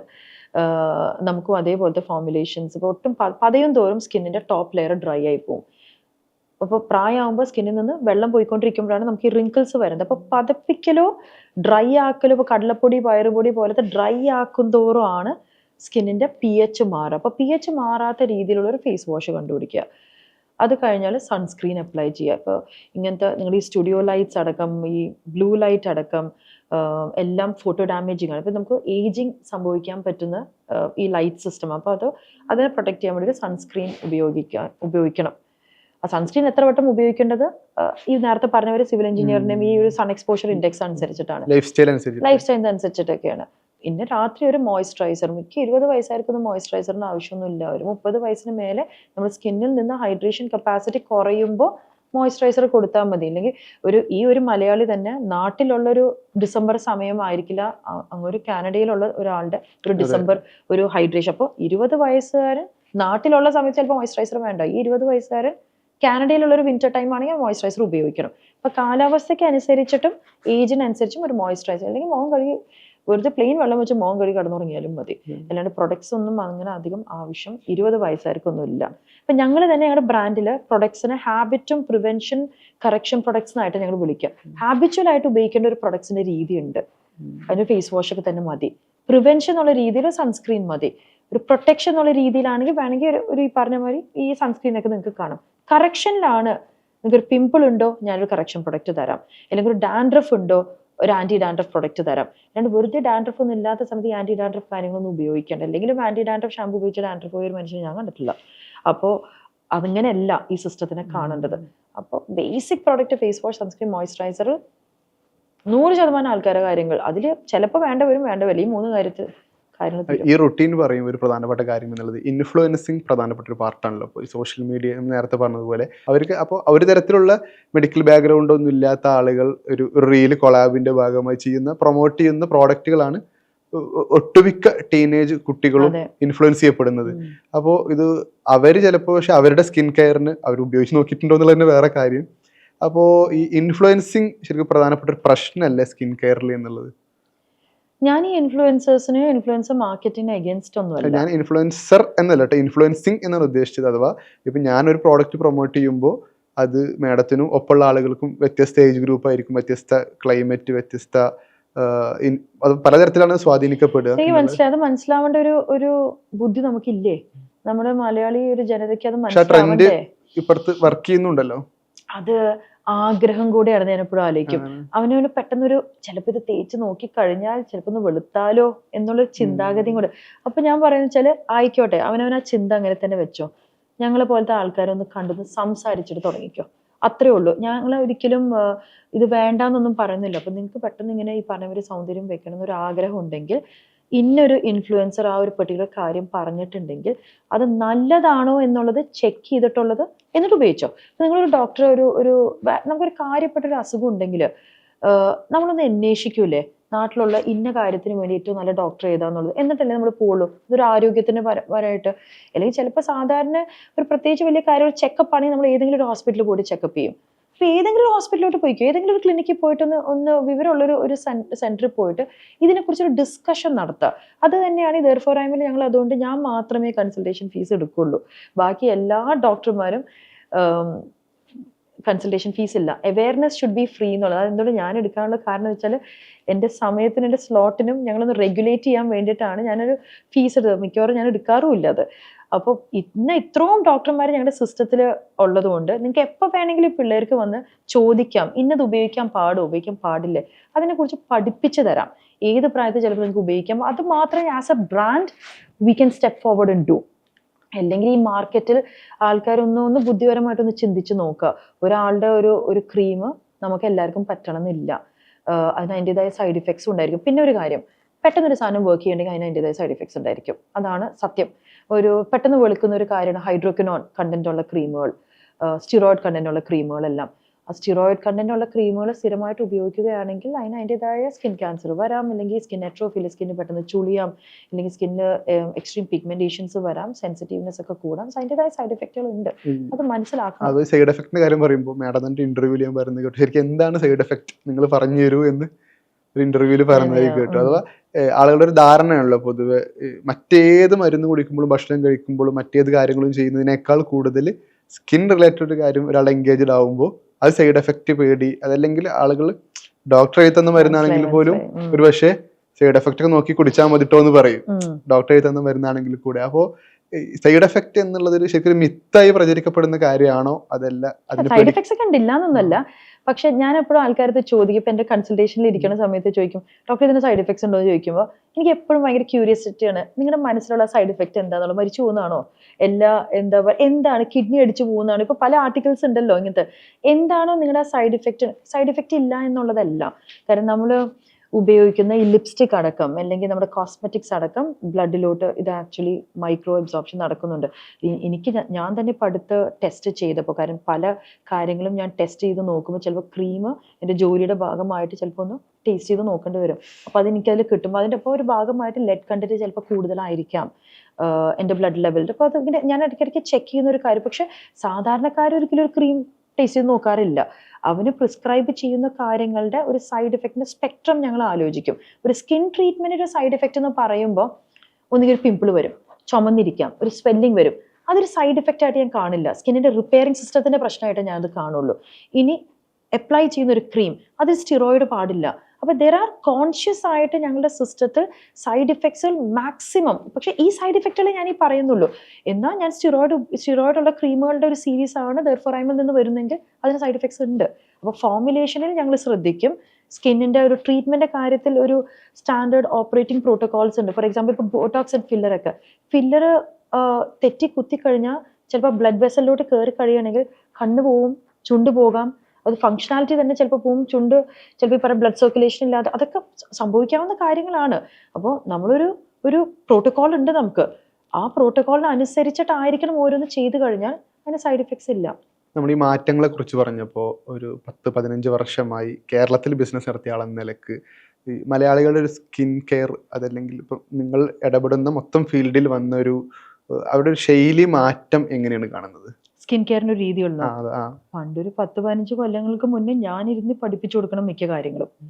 ഇന്നതാണ്, ഇന്ന രീതിയിലാണ് കാര്യം. ഇപ്പം അങ്ങനെയല്ല. ഇപ്പം കുറേയൊക്കെ അവർക്കൊരു ഗൂഗിൾ വിവരവും സോഷ്യൽ മീഡിയ വിവരവും ഒക്കെ വെച്ച് ഞങ്ങളത് കറക്റ്റ് ചെയ്ത് കൊടുത്താൽ മതി. ഇപ്പോൾ ബോട്ടോക്സ് ഒക്കെ ഇവിടെ വന്ന് ചോദിച്ചു തുടങ്ങി. പണ്ട് ബോട്ടോക്സ് ചെയ്യുന്നതിൻ്റെ ഇൻഡിക്കേഷൻസ് ഒക്കെ ഞങ്ങൾ അവിടേക്ക് പറഞ്ഞു കൊടുക്കണം. അപ്പോൾ എൻ്റെ കൺസൾട്ടേഷൻ ടൈം കുറഞ്ഞിട്ടുണ്ട്, which also means that awareness have improved. ഈ മലയാളികളുടെ മാറ്റത്തെ കുറിച്ച് പറയുമ്പോൾ തന്നെ സ്കിൻ കെയർ അതല്ലെങ്കിൽ കോസ്മെറ്റോളജി ഈ ഒരു ഡിപ്പാർട്ട്മെന്റിൽ ഒരു കീപ്പ് ചെയ്ത് വരുന്ന പ്രശ്നങ്ങളെ കുറിച്ച്, അതല്ലെങ്കിൽ ധാരണ പിശകുകളെ കുറിച്ചൊക്കെ ശ്രദ്ധിച്ചിട്ടുണ്ടോ? ഇപ്പോൾ ഒരാൾക്ക് ഒരു ഭംഗി വെക്കണമെങ്കിൽ, അല്ലെങ്കിൽ സ്കിൻ കെയർ ട്രീറ്റ്മെന്റ്, അല്ലെങ്കിൽ അവരുടെ സൗന്ദര്യം മെയിൻറ്റെയിൻ ചെയ്ത് പോകണമെങ്കിൽ അതൊരു എക്സ്പെൻസീവ് എഫെയർ ആണ് എന്നുള്ളത് മാത്രമാണ് എനിക്ക് തോന്നുന്നു ഞങ്ങൾ ഇൻഡസ്ട്രിക്ക് അഗെയിൻസ്റ്റ് ഒരു അണ്ടർസ്റ്റാൻഡിങ്, അല്ലെങ്കിൽ ഇപ്പോഴത്തെ ഒരു രീതി, ആൾക്കാരുടെ ചിന്താഗതി അങ്ങനെയെന്ന് എനിക്ക് തോന്നുന്നു. Which is not true. അത് സത്യം അതല്ല. അവനവൻ്റെ ഒരു സ്കിൻ കെയർ നമുക്ക് മിനിമലായിട്ടും വെക്കാം. അവനവൻ്റെ എസ്തറ്റിക് ഗോൾ, ഇല്ല അവനവൻ്റെ ഗോൾ ഒരു വലിയ രീതിയിലുള്ളൊരു ഗോളാണെങ്കിൽ അതിനനുസരിച്ചൊരു എക്സ്പെൻസ് വരും. എനിക്കൊരു സ്കിൻ ആൻഡ് ഹെയർ നല്ല രീതിയിൽ മെയിൻറ്റെയിൻ ചെയ്ത് പോകാൻ വലിയ കാശൊന്നും ആവുന്നില്ല. സാധാരണ രീതിയിൽ ഇപ്പം നമുക്ക് തന്നെ ഒരാൾ അവരവരുടെ പ്രശ്നം പറയുമ്പോൾ അതൊരു മൈൽഡ് പ്രശ്നമാണോ, മോഡറേറ്റ് ആണോ, സിവിയർ ആണോ എന്നല്ലേ നമ്മൾ നോക്കുക. അതിനനുസരിച്ച് നമ്മളൊരു പ്രിവെൻറ്റീവ് പ്രോട്ടോക്കോളോ തെറപ്യൂട്ടിക് പ്രോട്ടോക്കോളോ എന്നൊക്കെ നമ്മളും സെഗ്രിഗേറ്റ് ചെയ്യും. അതിനനുസരിച്ചേ ബില്ല് വരുള്ളൂ. എനിക്കിപ്പോൾ ഒരു ഐശ്വര്യ റായ് ആവണം എന്നുള്ള മനസ്സിലൊരു ചിന്താഗതിയാണെങ്കിൽ അതിന് ചിലവ് വരുമായിരിക്കും. കാരണം അവർ ഓവറോൾ ഒരു ഫേഷ്യൽ അപ്പിയറൻസസ് അടക്കം, അല്ലെങ്കിൽ ചുണ്ട്, അല്ലെങ്കിൽ ഒരു ജോ ലൈൻ, മൂക്ക് എല്ലാം ഞാൻ മാറ്റിയെടുക്കണമെങ്കിൽ അതിൻ്റെതായ ബില്ല് വരും. അത് കോമൺ ആയിട്ടുള്ള ഒരു റിക്വസ്റ്റ് ആവണമെന്നില്ല. So skin care is not expensive. ഈ ലൈഫ് സ്റ്റൈലും സ്കിൻ കെയറും ശരിക്കും എങ്ങനെയാണ് കണക്ട് ചെയ്യപ്പെടുന്നത്? ഇപ്പോൾ ഭക്ഷണ രീതി, ഉറക്കം, ജോലി, വ്യായാമം, ഇത്തരം കാര്യങ്ങൾ ഇതിനെ ശരിക്കും എങ്ങനെയാണ് കണക്ട് ചെയ്യപ്പെടുന്നത്? ഭയങ്കര കണക്ഷൻ അല്ലേ? കാര്യം ലൈഫ് സ്റ്റൈൽ, അവനവൻ്റെ ഒരു ലൈഫ് സ്റ്റൈലിനനുസരിച്ച് ആ സ്ട്രെസ്സൊക്കെ ശരിക്കും ഫേസിൽ കാണും. ഇപ്പം ലൈഫ് സ്റ്റൈലിൽ സ്മോക്കിംഗ് ഹാബിറ്റോ ഡ്രിങ്കിങ് ഹാബിറ്റോ, അല്ലെങ്കിൽ അവനവനൊരു നല്ല ലൈഫ് സ്റ്റൈലില്ല, നല്ല ഭക്ഷണ രീതികളില്ലെങ്കിൽ സ്കിന്ന് റിപ്പയർ ചെയ്ത് പോവില്ല. അപ്പോൾ ഇപ്പോൾ ഓക്സിഡേറ്റീവ് സ്ട്രെസ് എന്ന് പറയും.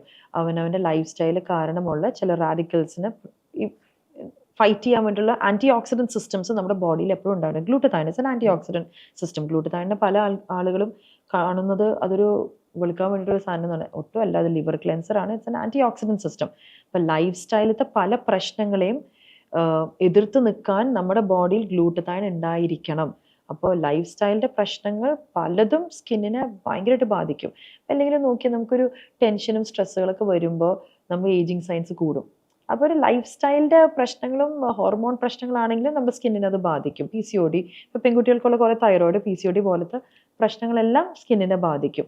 ഒരു എൻവയൺമെൻറ്റൽ ഒരു പൊല്യൂഷൻ കാര്യങ്ങളാണെങ്കിലും അത് സ്കിന്നിനെ ബാധിക്കും. So life style has A major influence on the skin.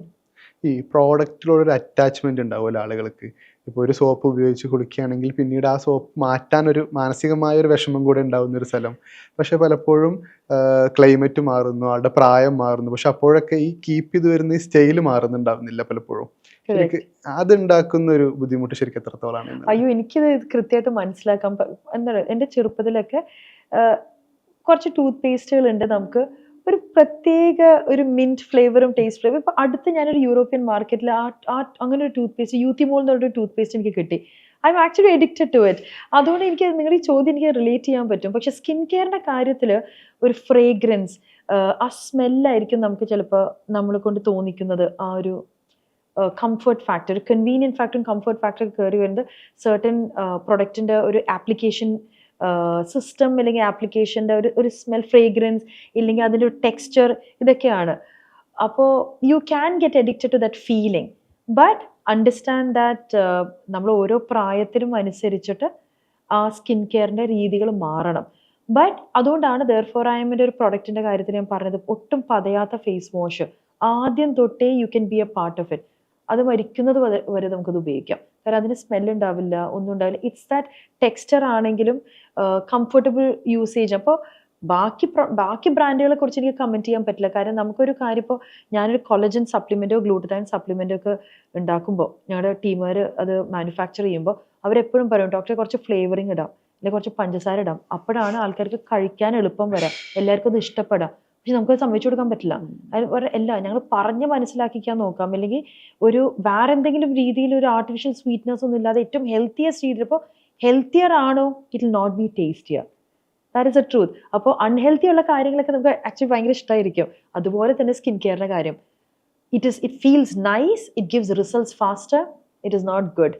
പക്ഷെ ഇതിൻ്റെ ഞാൻ ഒന്ന് ആഡ് ചെയ്യാനുള്ള കാര്യം, ഇതിൻ്റെ ഒരു സയൻറ്റിഫിക് മെത്തേഡ് കൂടെ പറഞ്ഞു. ഇപ്പോൾ ഉദാഹരണം, ഇപ്പോൾ ഞാൻ 23 വയസ്സായ ആൾ ഇവിടെ ഒരു ഫേസ് വാഷ് ഉപയോഗിക്കുന്നു, ഞാൻ നാളെ കാനഡയിൽ പോയാലും അതേ ഫേസ് വാഷ് ഉപയോഗിക്കുമ്പോൾ ക്ലൈമറ്റ് വ്യത്യാസമുണ്ട്, എൻ്റെ ലൈഫ് റൂട്ടീൻ വ്യത്യാസമുണ്ട്, എൻ്റെ ഉറക്കവും ജോലിയും എല്ലാ അറ്റ്മോസ്ഫിയറും വ്യത്യാസമുണ്ടല്ലോ. അപ്പോൾ ഇതേ പ്രോഡക്റ്റ് തന്നെ ആ സമയത്ത് ഉപയോഗിച്ചാൽ അത് റിസൾട്ട് സെയിം ആയിരിക്കുമോ, അതിലെന്തെങ്കിലും മാറ്റം വരുത്തേണ്ടതുണ്ടോ? അതിലാണ് ഫോർമുലേഷൻ്റെ കാര്യം. ഒട്ടും പതയാത്ത ഫേസ് വാഷ്, ഒട്ടും പറയാത്ത, എനിക്ക് അങ്ങനെ ആളുകളെ പറഞ്ഞ് മനസ്സിലാക്കിച്ച് കൊടുക്കാൻ പറ്റുള്ളൂ. നിങ്ങൾക്ക് ഒരിക്കലും എനിക്ക് കെമിസ്ട്രി പഠിപ്പിച്ചു തരാൻ പറ്റില്ല. അപ്പോൾ കാനഡയിലേക്ക് പോകുന്ന ആളുകളോ ഒക്കെ പോകുമ്പോൾ ഞാൻ പറയും, ഇപ്പോൾ എപ്പോഴും ദെയർഫോർ ഐമിൻ്റെ പ്രൊഡക്ട്സ് അവിടെ ഷിപ്പ് ചെയ്തെടുക്കണം എന്നില്ല, അത് ചിലപ്പോൾ എക്സ്പെൻസീവ് ആയിട്ട് മാറും. ഒരു 800-700 രൂപയുള്ള ഒരു ഫേസ് വാഷ് നമ്മുടെ എടുത്തിട്ട് കാനഡയിലേക്ക് എത്തിക്കുമ്പോൾ ചിലപ്പോൾ ഒരു 1500-2000 രൂപയാവും. വേണ്ട, തൊട്ടപ്പുറത്തെ ഫാർമസിയിൽ ഇതേ ഫോർമുലേഷൻ ഉള്ള ബ്രാൻഡുകൾ ഞങ്ങൾ പറഞ്ഞു കൊടുക്കാറുണ്ട്. അതുകൊണ്ട് പതയരുത് എന്നുള്ളത് മാത്രം, അതാണ് ബേസിക് കാര്യം. അതിൽ തന്നെ കാര്യങ്ങൾ നമുക്ക് സോൾവ് ചെയ്യാവുന്നതേ ഉള്ളൂ. അപ്പോൾ ഏത് പ്രായത്തിനും ഏത് ക്ലൈമാറ്റിക് കണ്ടീഷൻസിനുള്ള പ്രൊഡക്റ്റ് ഞങ്ങൾക്ക് ഉണ്ടാക്കി തരാൻ പറ്റുള്ളൂ. അപ്പോൾ അത് എല്ലാവരും സ്കിന്നിൻ്റെ ഒരു pHും സയൻസും സെയിമാണ്. ഇറ്റ്സ് ജസ്റ്റ് ദാറ്റ് ജെനറ്റിക്സും എൻവയൺമെൻറ്റും ഒക്കെയാണ് മാറുന്നതിനനുസരിച്ചിട്ടാണ് ഈ സയൻസിലൊരു വ്യത്യാസം, സയൻസിലല്ല വ്യത്യാസം വരുന്നത്, ആ സ്കിന്നിൻ്റെ രീതികൾക്ക് ഒരു സ്വഭാവത്തിനൊരു വ്യത്യാസം വരുന്നത്. അപ്പോൾ ആ സയൻസിനാണ് ഞാൻ എൻ്റെ പ്രൊഡക്റ്റ് കേറ്റർ ചെയ്യണത്. അതിലെന്തെങ്കിലും നിങ്ങൾക്കൊരു ജെനറ്റിക്കൽ പ്രശ്നങ്ങൾ ഉണ്ടെങ്കിൽ അതിന് കേറ്റർ ചെയ്യാൻ ഒരു കറക്ഷൻ പ്രൊഡക്റ്റ് എനിക്ക് വരുത്തിക്കാം.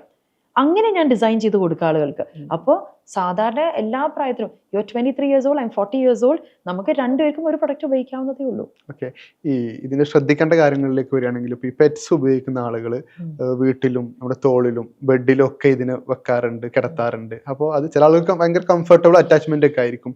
ശരിക്കും ഇത് ഏതെങ്കിലും നിലയ്ക്ക് ഇവരുടെ സ്കിന്നിനെ ഏതെങ്കിലും നിലയ്ക്ക് ഇൻഫ്ലുവൻസ് ചെയ്യപ്പെടുന്നുണ്ടോ എന്നുള്ളത്? നേരത്തെ അവർക്കൊരു സ്കിൻ കണ്ടീഷൻ ഇഷ്യൂസ് ഉണ്ടെങ്കിൽ അത് ശ്രദ്ധിക്കണം. ഫോർ എക്സാമ്പിൾ, ഇപ്പോൾ ആസ്മ ഉള്ള ഒരാൾ, പെറ്റിൻ്റെ ഫറ് കാരണം അവന് ബുദ്ധിമുട്ടുണ്ടാവരുത്. സോ അങ്ങനത്തെ ആൾക്കാർ ഇപ്പോൾ നേരത്തെ ഉള്ളൊരു കണ്ടീഷന് അത് വേഴ്സൺ ചെയ്യുകയുള്ളൂ.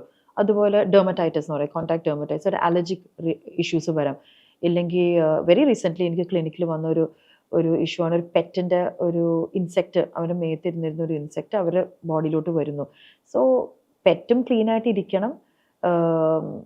ഇവർക്ക് ഉള്ളൊരു എന്തെങ്കിലും പ്രീഡിസ്പോസ്ഡ് ആയിട്ടൊരു കണ്ടീഷൻ ഉണ്ടെങ്കിൽ കഴിയുന്നത്ര മാറ്റി വരുത്താൻ ഞാൻ പറയുള്ളൂ. എൻ്റെ ഒരു സ്ട്രൈറ്റ് ക്വസ്റ്റ്യൻ എന്നുള്ളത്, ഡാൻഡ്രഫ് പൂർണ്ണമായി ഒഴിവാക്കാൻ പറ്റുമോ, അതിനെങ്ങനെ ചെയ്യാം എന്നുള്ളതാണ്. ഒഴിവാക്കാൻ പറ്റണമെന്നില്ല. കാരണം പൂർണ്ണമായിട്ട് ഒരു പ്രൊഡക്റ്റും ഉപയോഗിക്കാതെ നമുക്ക് ഒരിക്കലും ഡാൻഡ്രഫ് വരില്ല എന്നുള്ളതാണെങ്കിൽ അത് നടക്കില്ല.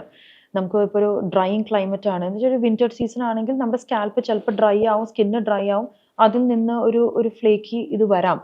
അതെല്ലാം കൺട്രോൾ ചെയ്തിരിക്കാൻ പറ്റും. അത് നമ്മുടെ നാച്ചുറൽ, ഇപ്പം നമുക്ക് വിന്റർ ടൈം ആണെങ്കിൽ നമുക്ക് കാലിൻ്റെ ഇവിടെയും എല്ലാം ഒരു മൊരി വരില്ലേ, അതുപോലെയൊക്കെ തന്നെ സ്കാൽപ്പിൻ്റെ ഒരു കണ്ടീഷനേ ഉള്ളൂ. അപ്പോൾ തലയിൽ നിന്ന് വരുന്ന എല്ലാ പൊടിനും ഡാൻഡ്രഫ് എന്ന് വെച്ചാൽ അങ്ങനെ ഡ്രൈ സ്കിൻ എന്നുള്ളതല്ല. ചിലപ്പോൾ അത് ഫംഗൽ ഇൻഫെക്ഷൻ ആയിരിക്കാം. അതിനെ ട്രീറ്റ് ചെയ്ത് കഴിഞ്ഞു കഴിഞ്ഞാൽ ചിലപ്പോൾ അത് അങ്ങനത്തെ ടൈപ്പ് ഒരിക്കലും വരില്ല. പക്ഷെ ഡാൻഡ്രഫ് എന്നൊരു വൈഡർ ടേം നോക്കുമ്പോൾ അതിന് അപ്പാടെ ഇത് ഒഴിവാക്കാൻ ബുദ്ധിമുട്ടുണ്ട്. അതുകൊണ്ട് തന്നെയാണ് ഞാൻ എപ്പോഴും ആൾക്കാർക്ക് പറയാം, ആന്റി ഡാൻഡ്രഫ് ഷാമ്പൂവും പ്രൊഡക്ട്സും വെച്ചിട്ടല്ല നിങ്ങൾ ഈ കൺട്രോൾ ചെയ്യേണ്ടത്. സ്കാൽപ്പിന്റെ പ്രതിരോധ ശക്തിയാണ് ബെറ്റർ ആക്കേണ്ടത്. സ്കാൽപ്പിന്റെ പ്രതിരോധ ശക്തി ബെറ്റർ ആക്കുമ്പോൾ ഈ ഡ്രൈനെസ് വരില്ല, ഡാൻഡ്രഫ് വരാതിരിക്കാം. ആ പ്രതിരോധ ശക്തി ബെറ്റർ ആക്കുന്നത് എങ്ങനെയാണ്? അവനവൻ പഴയ ആളുകളൊക്കെ പറഞ്ഞ പോലെ മസാജ് ചെയ്യുക. മസാജ് ചെയ്യുമ്പോൾ സ്കാൽപ്പിന്റെ രക്തോട്ടം ബെറ്റർ ആവും. രക്തോട്ടം ബെറ്റർ ആകുമ്പോൾ സ്കാൽപ്പിന്റെ പ്രതിരോധ ശക്തിയും ഹെൽത്തും ബെറ്റർ ആകുമ്പോൾ ഡാൻഡ്രഫ് വരാതിരിക്കും.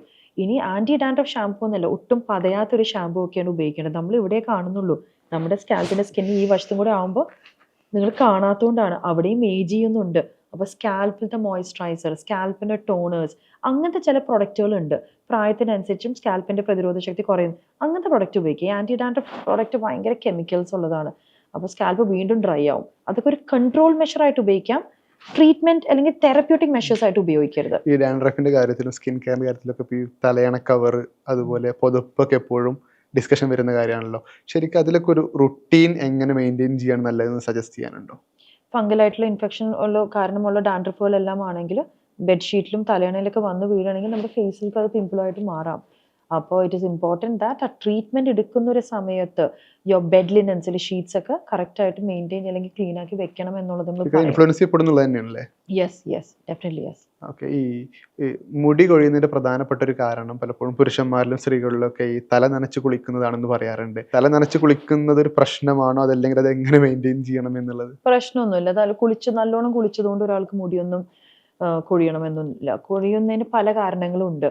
ഇപ്പോൾ സ്ഥിരമായിട്ട് നനച്ച് മുടി കുളിക്കുന്ന ഒരാളുകളാണെങ്കിൽ ആ സ്കാൽപ്പിൽ അത് കാരണം ഡ്രൈനെസ് വരികയാണെങ്കിൽ, സ്കാൽപ്പിന്റെ ഡ്രൈനെസ് ഡ്രൈ ആയിരിക്കുന്ന സ്കാൽപ്പിൽ നിന്ന് മുടി പെട്ടെന്ന് പൊട്ടിപ്പോകുന്ന ഒരു കാരണമുള്ള ഒരാളാണെങ്കിൽ അത് ചെയ്യരുത്. മുടി കൊഴിച്ചിൽ മുടിയുടെ വേരിന്റെ ബലക്കുറവ് അല്ലെങ്കിൽ വൈറ്റമിൻ ഡി കുറവും B12 കാരണമാണെങ്കിൽ എന്നും കുളിച്ചാലും ഇപ്പൊ വിറ്റമിൻ ഡി ഒക്കെ നല്ലോണം ഉണ്ടെങ്കിലും ഒന്നും ഒരു പ്രശ്നമില്ല. അപ്പൊ കുളിക്കുന്നത് കൊണ്ടല്ല, ചിലപ്പോൾ വിറ്റമിൻ ഡി കുറവ് കൊണ്ടായിരിക്കും ചിലപ്പോൾ നിങ്ങളുടെ മുടി കൊഴിയുന്നത്. ഇനി ഇതൊന്നും അല്ലാതെ ഹോർമോണൽ ഇംബാലൻസസ് കാരണം, അല്ലെങ്കിൽ പെൺകുട്ടികൾക്ക് പ്രൊജസ്ട്രോൺ ലെവലിന്റെ ഒരു ഇഷ്യൂസ് കാരണോ, അല്ലെങ്കിൽ ഈ തൈറോയ്ഡ് കാരണമുള്ള തിന്നിങ്ങോ, അല്ലെങ്കിൽ രക്തം കുറവ്, ബ്ലഡിലെ ഹീമോഗ്ലോബിൻ കുറവ് കാരണം മുടി തിന്നാവുന്നെല്ലാം അത് കുളിക്കുന്നത് കൊണ്ടല്ല. അപ്പൊ മുടി കൊഴിച്ചിലിനുള്ള കാരണത്തിനനുസരിച്ചിട്ടാണ് ഇതിനൊക്കെ ഉത്തരം കൊടുക്കുന്നത്. കുളിച്ചതുകൊണ്ട് മുടി കൊഴിയൂല, തല നനച്ചത് കൊണ്ട് മാത്രം മുടി കൊഴിയുന്നില്ല എന്നുള്ളതല്ലേ? ഇതേപോലെ തന്നെ കാര്യം ഡിസ്കഷനുള്ള കാര്യമാണ് ഈ മുഖക്കുരു തൊടരുത്, പൊട്ടിക്കരുത്. ഞാൻ ഉൾപ്പെടെ അങ്ങനെ കേട്ടിട്ടുണ്ട്. അത് കൈകൊണ്ട് തൊടരുത് എന്നുള്ളതൊക്കെ. അപ്പോൾ ഇതൊരു ഒരു പ്രായമാവുന്ന ഘട്ടത്തിൽ ഒരു ഹോർമോൺ അതിൻ്റെ ഒരു വാല്യുവേഷൻ അനുസരിച്ച് മുഖക്കുരു വരുന്നു പോകുന്നു എന്നുള്ളതാണോ? ശരിക്കും നമ്മൾ എങ്ങനെയാണ് അതിനെ ട്രീറ്റ് ചെയ്യേണ്ടത്? ശരി, ഇതേ മുടി കൊഴിച്ചിലെ കാര്യം പറഞ്ഞ പോലെ തന്നെ മുഖക്കുരുയുടെ കാരണം കണ്ടുപിടിക്കണം. മുഖക്കുരു വരുന്നത് ഇപ്പൊ ചെറിയ ചൂടുകുരു പോലത്തെ ആണോ വരുന്നത്? അപ്പോൾ അവനവന്റെ പോറിന്റെ ആക്ടിവിറ്റിയാണ് ബെറ്റർ ആക്കുന്നത്. ഫോർ എക്സാമ്പിൾ ഇപ്പം ഞങ്ങൾ തന്നെ സ്കിന്ന് റിസ്റ്റോർ ചെയ്ത് എടുക്കുകയാണെങ്കിൽ സ്കിന്നിന്റെ ക്വാളിറ്റി, സ്കിന്നിന്റെ പ്രതിരോധ ശക്തി, പോറിന്റെ ക്വാളിറ്റിയും പ്രതിരോധ ശക്തിയും, സ്കിന്നിന്റെ ടെക്സ്ചർ, ആന്റി ഏജിങ്, ടോൺ, ഇത്രയും ഒരു സെഗ്മെന്റിനെയാണ് ഞങ്ങൾ കറക്റ്റ് ചെയ്യുന്നത്. അപ്പോൾ സ്കിന്നിന്റെ ക്വാളിറ്റിയും പോറിന്റെ ക്വാളിറ്റിയും കറക്റ്റ് ആക്കി കഴിഞ്ഞാൽ സാധാരണ ചൂടുകുരു പോലത്തെ പിമ്പിൾ അങ്ങനത്തെ ഇപ്പോൾ ഒരു പ്രൊഡക്ട്സ് ഉപയോഗിച്ചിട്ടോ ഒരു ഡാൻഡ്രഫ് വന്ന് വീണിട്ടുള്ള ഒരു മുഖക്കുരു ഒന്നും വരണമെന്നില്ല. പക്ഷെ ഹോർമോണൽ ഇംബാലൻസ് കാരണം വരുന്നൊരു ആക്നെയാണ്, പിമ്പിൾ ആണെങ്കിൽ ഉള്ളിൽ നിന്നുള്ള ഒരു പ്രശ്നമായിരിക്കും. ഇല്ലെങ്കിൽ ഗട്ട്, നമ്മുടെ സ്റ്റമക്ക് റിലേറ്റഡ് ആയിട്ടുള്ള പ്രശ്നങ്ങൾക്ക് വരുന്ന ഒരു പിമ്പിൾ. ഇപ്പം എനിക്ക് ഇന്ന ഭക്ഷണം കഴിച്ചപ്പോൾ പെട്ടെന്ന് പിമ്പിൾ വന്നു, ഇല്ലെങ്കിൽ അങ്ങനെയൊക്കെ പറയുന്ന ഒരു കാറ്റഗറി ഉണ്ട്. You are somebody like that, I can see your skin. നിങ്ങളുടെ ഗട്ട് ഹെൽത്ത് ഭയങ്കരമായിട്ട് എനിക്കറിയാം, കൃത്യമായിട്ട് നിങ്ങളുടെ സ്കിന്ന് കണ്ടാൽ അറിയാം നിങ്ങളുടെ ഗട്ട് റിലേറ്റഡ് കാര്യങ്ങൾക്ക് ഭയങ്കര ഇൻഫ്ലുവൻസ് ഉള്ള സ്കിൻ ടൈപ്പാണ്. അപ്പോൾ പ്രൊഡക്ട്സിനെക്കാട്ടും കൂടുതൽ നിങ്ങളുടെ ന്യൂട്രീഷനാണ് കറക്റ്റ് ചെയ്യേണ്ടത്. അപ്പോൾ ആക്നെ കറക്ഷൻ പണ്ടത്തെ പോലെ പഴയ ഡോക്ടർമാരോ ഇല്ലെങ്കിൽ ഇവിടെ ഇരിക്കുന്ന ഫാർമസ്യൂട്ടിക്കൽ അണ്ടർസ്റ്റാൻഡിംഗ് ഉള്ള ഡോക്ടർ ഒരു ക്ലിൻഡാമൈസിൻ, ബെൻസാൽ പെറോക്സൈഡ്, അഡാപ്ലിൻ എന്നൊക്കെ പറഞ്ഞ പ്രൊഡക്റ്റുകൾ കൊടുക്കുമ്പോൾ നിങ്ങൾ ഏതെങ്കിലും ഡെർമറ്റോളജിസ്റ്റ് അടുത്ത് പോകുമ്പോൾ അവരതാ തരാം. പഴയ ഡോക്ടർമാർ കലാമിൻ ലോഷൻ തരും, അതൊക്കെ മാറി. ഇപ്പോൾ അത് കഴിഞ്ഞിട്ട് ഇപ്പോൾ അഡാപ്ലിൻ, ക്ലിൻഡാമൈസിൻ, ബെൻസാൽ പെറോക്സൈഡ് എന്നൊക്കെ പറഞ്ഞ് ഓയിൻമെന്റുകൾ തരുമ്പോൾ സ്കിന്നിന്റെ മേലെ ഇരിക്കുന്ന പിമ്പിളുടെ അതൊരു ഫാർമസ്യൂട്ടിക്കൽ കണ്ടന്റ് അതിനെ കൺട്രോൾ ചെയ്യാണ്. പിമ്പിളുടെ കാരണമോ സ്കിന്നിന്റെ പ്രതിരോധ ശക്തി ഒന്നല്ല അവിടെ കറക്റ്റ് ആക്കുന്നത്, അതിനൊന്ന് ഡ്രൈ ആക്കി വെച്ച് തരാം. അല്ലെങ്കിൽ ഐസോട്രെറ്റ് എന്ന് പറഞ്ഞിട്ട് ഒരു ടാബ്ലറ്റ് കുറെ ആളുകൾ കൊടുക്കുന്നുള്ള കാര്യങ്ങൾ, പിന്നെ അതിൻ്റെതായ സൈഡ് ഇഫക്റ്റുകളുണ്ട്. അപ്പോൾ അവിടേക്ക് സപ്ലൈ ചെയ്യുന്ന ഒരു ഓയിൽ പോറിനെ ഷ്രിങ്ക് ചെയ്ത് ഡ്രൈ ചെയ്ത് വെക്കുകയാണ്. അങ്ങനെയല്ല ശരിക്കും ഇതിന് ട്രീറ്റ് ചെയ്യേണ്ടത്. പിമ്പിളുടെ കാരണവും കറക്റ്റ് ചെയ്യണം, സ്കിന്നിന്റെ പ്രതിരോധ ശക്തിയും കറക്റ്റ് ചെയ്യണം. അങ്ങനെ ആവുമ്പോൾ അതിന് ഫാർമസ്യൂട്ടിക്കൽ ഏജൻസ് ഒന്നും വേണ്ട. നമുക്ക് ചില കാര്യത്തിൽ സ്കിന്നൊന്നും മെനിപ്പുലേറ്റ് ചെയ്ത് വെച്ച് കൊടുത്താൽ അതിനൊരു ആഫ്റ്റർ കെയർ കറക്റ്റ് ആക്കി, അല്ലെങ്കിൽ നിങ്ങളുടെ ഗട്ട് എത്ര ക്ലിൻഡാമൈസിൻ പെൻസോൾ പെറോക്സൈഡ് നിങ്ങൾ തേച്ചാലും നിങ്ങളുടെ ഗട്ടിന്റെ ന്യൂട്രീഷൻ കറക്റ്റ് ആകാതെ ആ പിമ്പിൾ പോകാൻ പോകുന്നില്ല. അപ്പോൾ കാരണങ്ങൾക്ക് അനുസരിച്ച് കറക്റ്റ് ചെയ്യണം, ഹെയറിനെ പോലെ തന്നെ. എല്ലാ കാലത്തും ഡിബേറ്റ് നിലനിൽക്കുന്ന ഒരു കാര്യമാണ് ഈ ഓർഗാനിക് വിഎസ് കെമിക്കൽ എന്നുള്ളത്. ഒരു ബ്രാൻഡ് സിഇഒ എന്ന നിലക്ക് ഈ ഓർഗാനിക് കാര്യങ്ങൾ വഴി സ്കിൻ കെയർ അതല്ലെങ്കിൽ ഹെയർ കെയർ ഇത്തരം കാര്യങ്ങളിലൊക്കെ എങ്ങനെ മെയിൻറ്റെയിൻ ചെയ്യാം എന്നുള്ളതാണ് മനസ്സിലാക്കുന്നത്. ആ ഓർഗാനിക് കോൺസെപ്റ്റ് എപ്പോഴും അവന് കഴിക്കുന്ന ഭക്ഷണത്തിൽ മാത്രം ഇൻകോർപ്പറേറ്റ് ചെയ്യാം. സ്കിൻ കെയറിൽ അത് നടക്കാൻ ചാൻസ് ഇല്ല. ഈ ഇല അരച്ച് ഞാൻ ഒരു ഇന്റർവ്യൂവിലും പറഞ്ഞില്ല, ഇല പൊഴിഞ്ഞിട്ടൊന്നും ക്രീം ഉണ്ടാക്കാനൊന്നും പറ്റില്ല എന്നുള്ളത്. കാരണം നമ്മൾ ഈ ജോലി ചെയ്യുന്നതുകൊണ്ട് നമുക്ക് കൃത്യമായിട്ട്, ഞങ്ങൾ മറ്റ് ബ്രാൻഡുകളെ പോലെയല്ല, ഞങ്ങൾ സ്വന്തമായിട്ട് പ്രൊഡക്ട്സും ഞങ്ങൾക്ക് മാർക്കറ്റിൽ ഉള്ളത് കൊണ്ട് ഓരോ പ്രൊഡക്റ്റിനും എങ്ങനെ ഉണ്ടാക്കണേ എന്നുള്ളത് എനിക്കറിയാം. അതിനൊരു 2 കെമിക്കൽസിനെയും കൂടി ഞങ്ങൾ ബൈൻഡ് ചെയ്യുന്ന സർട്ടൻ സിസ്റ്റംസും, അതിനൊരു ചൂടടിക്കുമ്പോൾ ആ ഒരു ക്രീം മോശമായി പോകരുത്. അപ്പോൾ അതുകൊണ്ടാണ് നിങ്ങൾ വൈറ്റമിൻ സി സീറം ഒക്കെ ചിലപ്പോൾ ഒരു ഡാർക്കർ ബോട്ടിൽസിൽ എപ്പോഴും കാണുക. അത് വെയിലടിച്ച് കഴിഞ്ഞാൽ ആ വൈറ്റമിൻ സി ഉപയോഗിക്കാൻ പറ്റില്ല, അത് ഓക്സിഡൈസ്ഡ് ആയി പോകുമെന്ന് പറഞ്ഞത്. അപ്പോൾ അത് മാത്രമല്ല, ഒരു ഓറഞ്ചോ ഒരു ബീട്രൂട്ടോ ഫേസിൽ വെച്ചതുകൊണ്ട് ഇത് സ്കിന്നിന്റെ ഉള്ളിലോട്ടൊന്നും കടന്നു പോകണമെന്നൊന്നുമില്ല. അതിനൊരു കാറ്റലിസ്റ്റ് വേണം. ആ കാറ്റലിസ്റ്റുകളായിരിക്കും മിക്ക സമയത്ത് ഈ ഒരു ബൈൻഡിങ് കാര്യങ്ങളെല്ലാം. അപ്പോൾ ഓർഗാനിക് കാര്യങ്ങൾ നടക്കൂല. പക്ഷേ ഇപ്പൊ ഒരു ടാനൊക്കെ അടിച്ചു, ഒന്ന് തൈര് മുഖത്ത് അപ്ലൈ ചെയ്യുമ്പോൾ അതിനൊരു ലാക്റ്റിക് ആസിഡ് ഒരു പ്രോപ്പർട്ടി ഉണ്ട്, ഒന്ന് റെജുവിനേറ്റ് ചെയ്യാം. അല്ലെങ്കിൽ ഇങ്ങനെ ആക്കാം, ഇപ്പൊ ഒരു കോഫി പൗഡറോ ഒരു പഞ്ചസാരയൊക്കെ നമ്മളൊരു ഫേസിൽ റബ്ബ് ചെയ്യുമ്പോൾ അത് ഒരച്ചിൽ സ്കിന്നിൽ വരും. അതൊരു ഒരച്ചിൽ എന്ന് പറയുന്നത് ഡാമേജ് ആണ്. ആ ഡാമേജ് കാരണം പുതിയ സ്കിന്ന് കിട്ടാം. അതിനൊരു ഓർഗാനിക് രീതിയായിട്ട് കാണണമെങ്കിൽ കാണാം. പക്ഷെ ഓർഗാനിക് പ്രൊഡക്റ്റ് എന്ന് പറഞ്ഞ് ഇറക്കുന്നൊന്നും ഓർഗാനിക് അല്ല. I don't want to put a name. പക്ഷെ നമ്മുടെ ഒരു Bollywood actor who claims that they have their own skin care line. അതൊരു ആയുർവേദിക് സിസ്റ്റം ഒന്നും അല്ല. നിങ്ങൾ ആ ഇൻഗ്രീഡിയൻസിൽ നോക്കുന്നത് ഇന്നഫ് ആൻഡ് മോർ കെമിക്കൽസ്. ഇതിനൊരു ഗോൾഡ് ഫോയിൽ ചെയ്യാണ്. നമ്മളൊരു കാര്യത്തിനെ പിടിച്ച് ഒരു പ്ലാൻ ബേസ്ഡ് ആണെന്നൊക്കെ പറയുന്നത് അത് ഇല്ല. അങ്ങനെ ഒരു സിസ്റ്റം അത് നടക്കൂല. ഈ ഫാറ്റ് ലോസ് റിമൂവൽ ഇപ്പോൾ മാഡം തന്നെ ഇന്റർവ്യൂവിൽ പറയുന്നത് കേട്ടിട്ടുണ്ട്, മാഡം കൂടി അത് ചെയ്തിട്ടുണ്ട് എന്നുള്ളത്. പലപ്പോഴും ട്വിറ്ററിലൊക്കെ സെർച്ച് ചെയ്തപ്പോൾ കണ്ടത് അത് ഒരുപക്ഷെ അത് നെഗറ്റീവായി കൂടെ ബാധിക്കാറുണ്ട് ആളുകൾക്ക് എന്നുള്ളത്.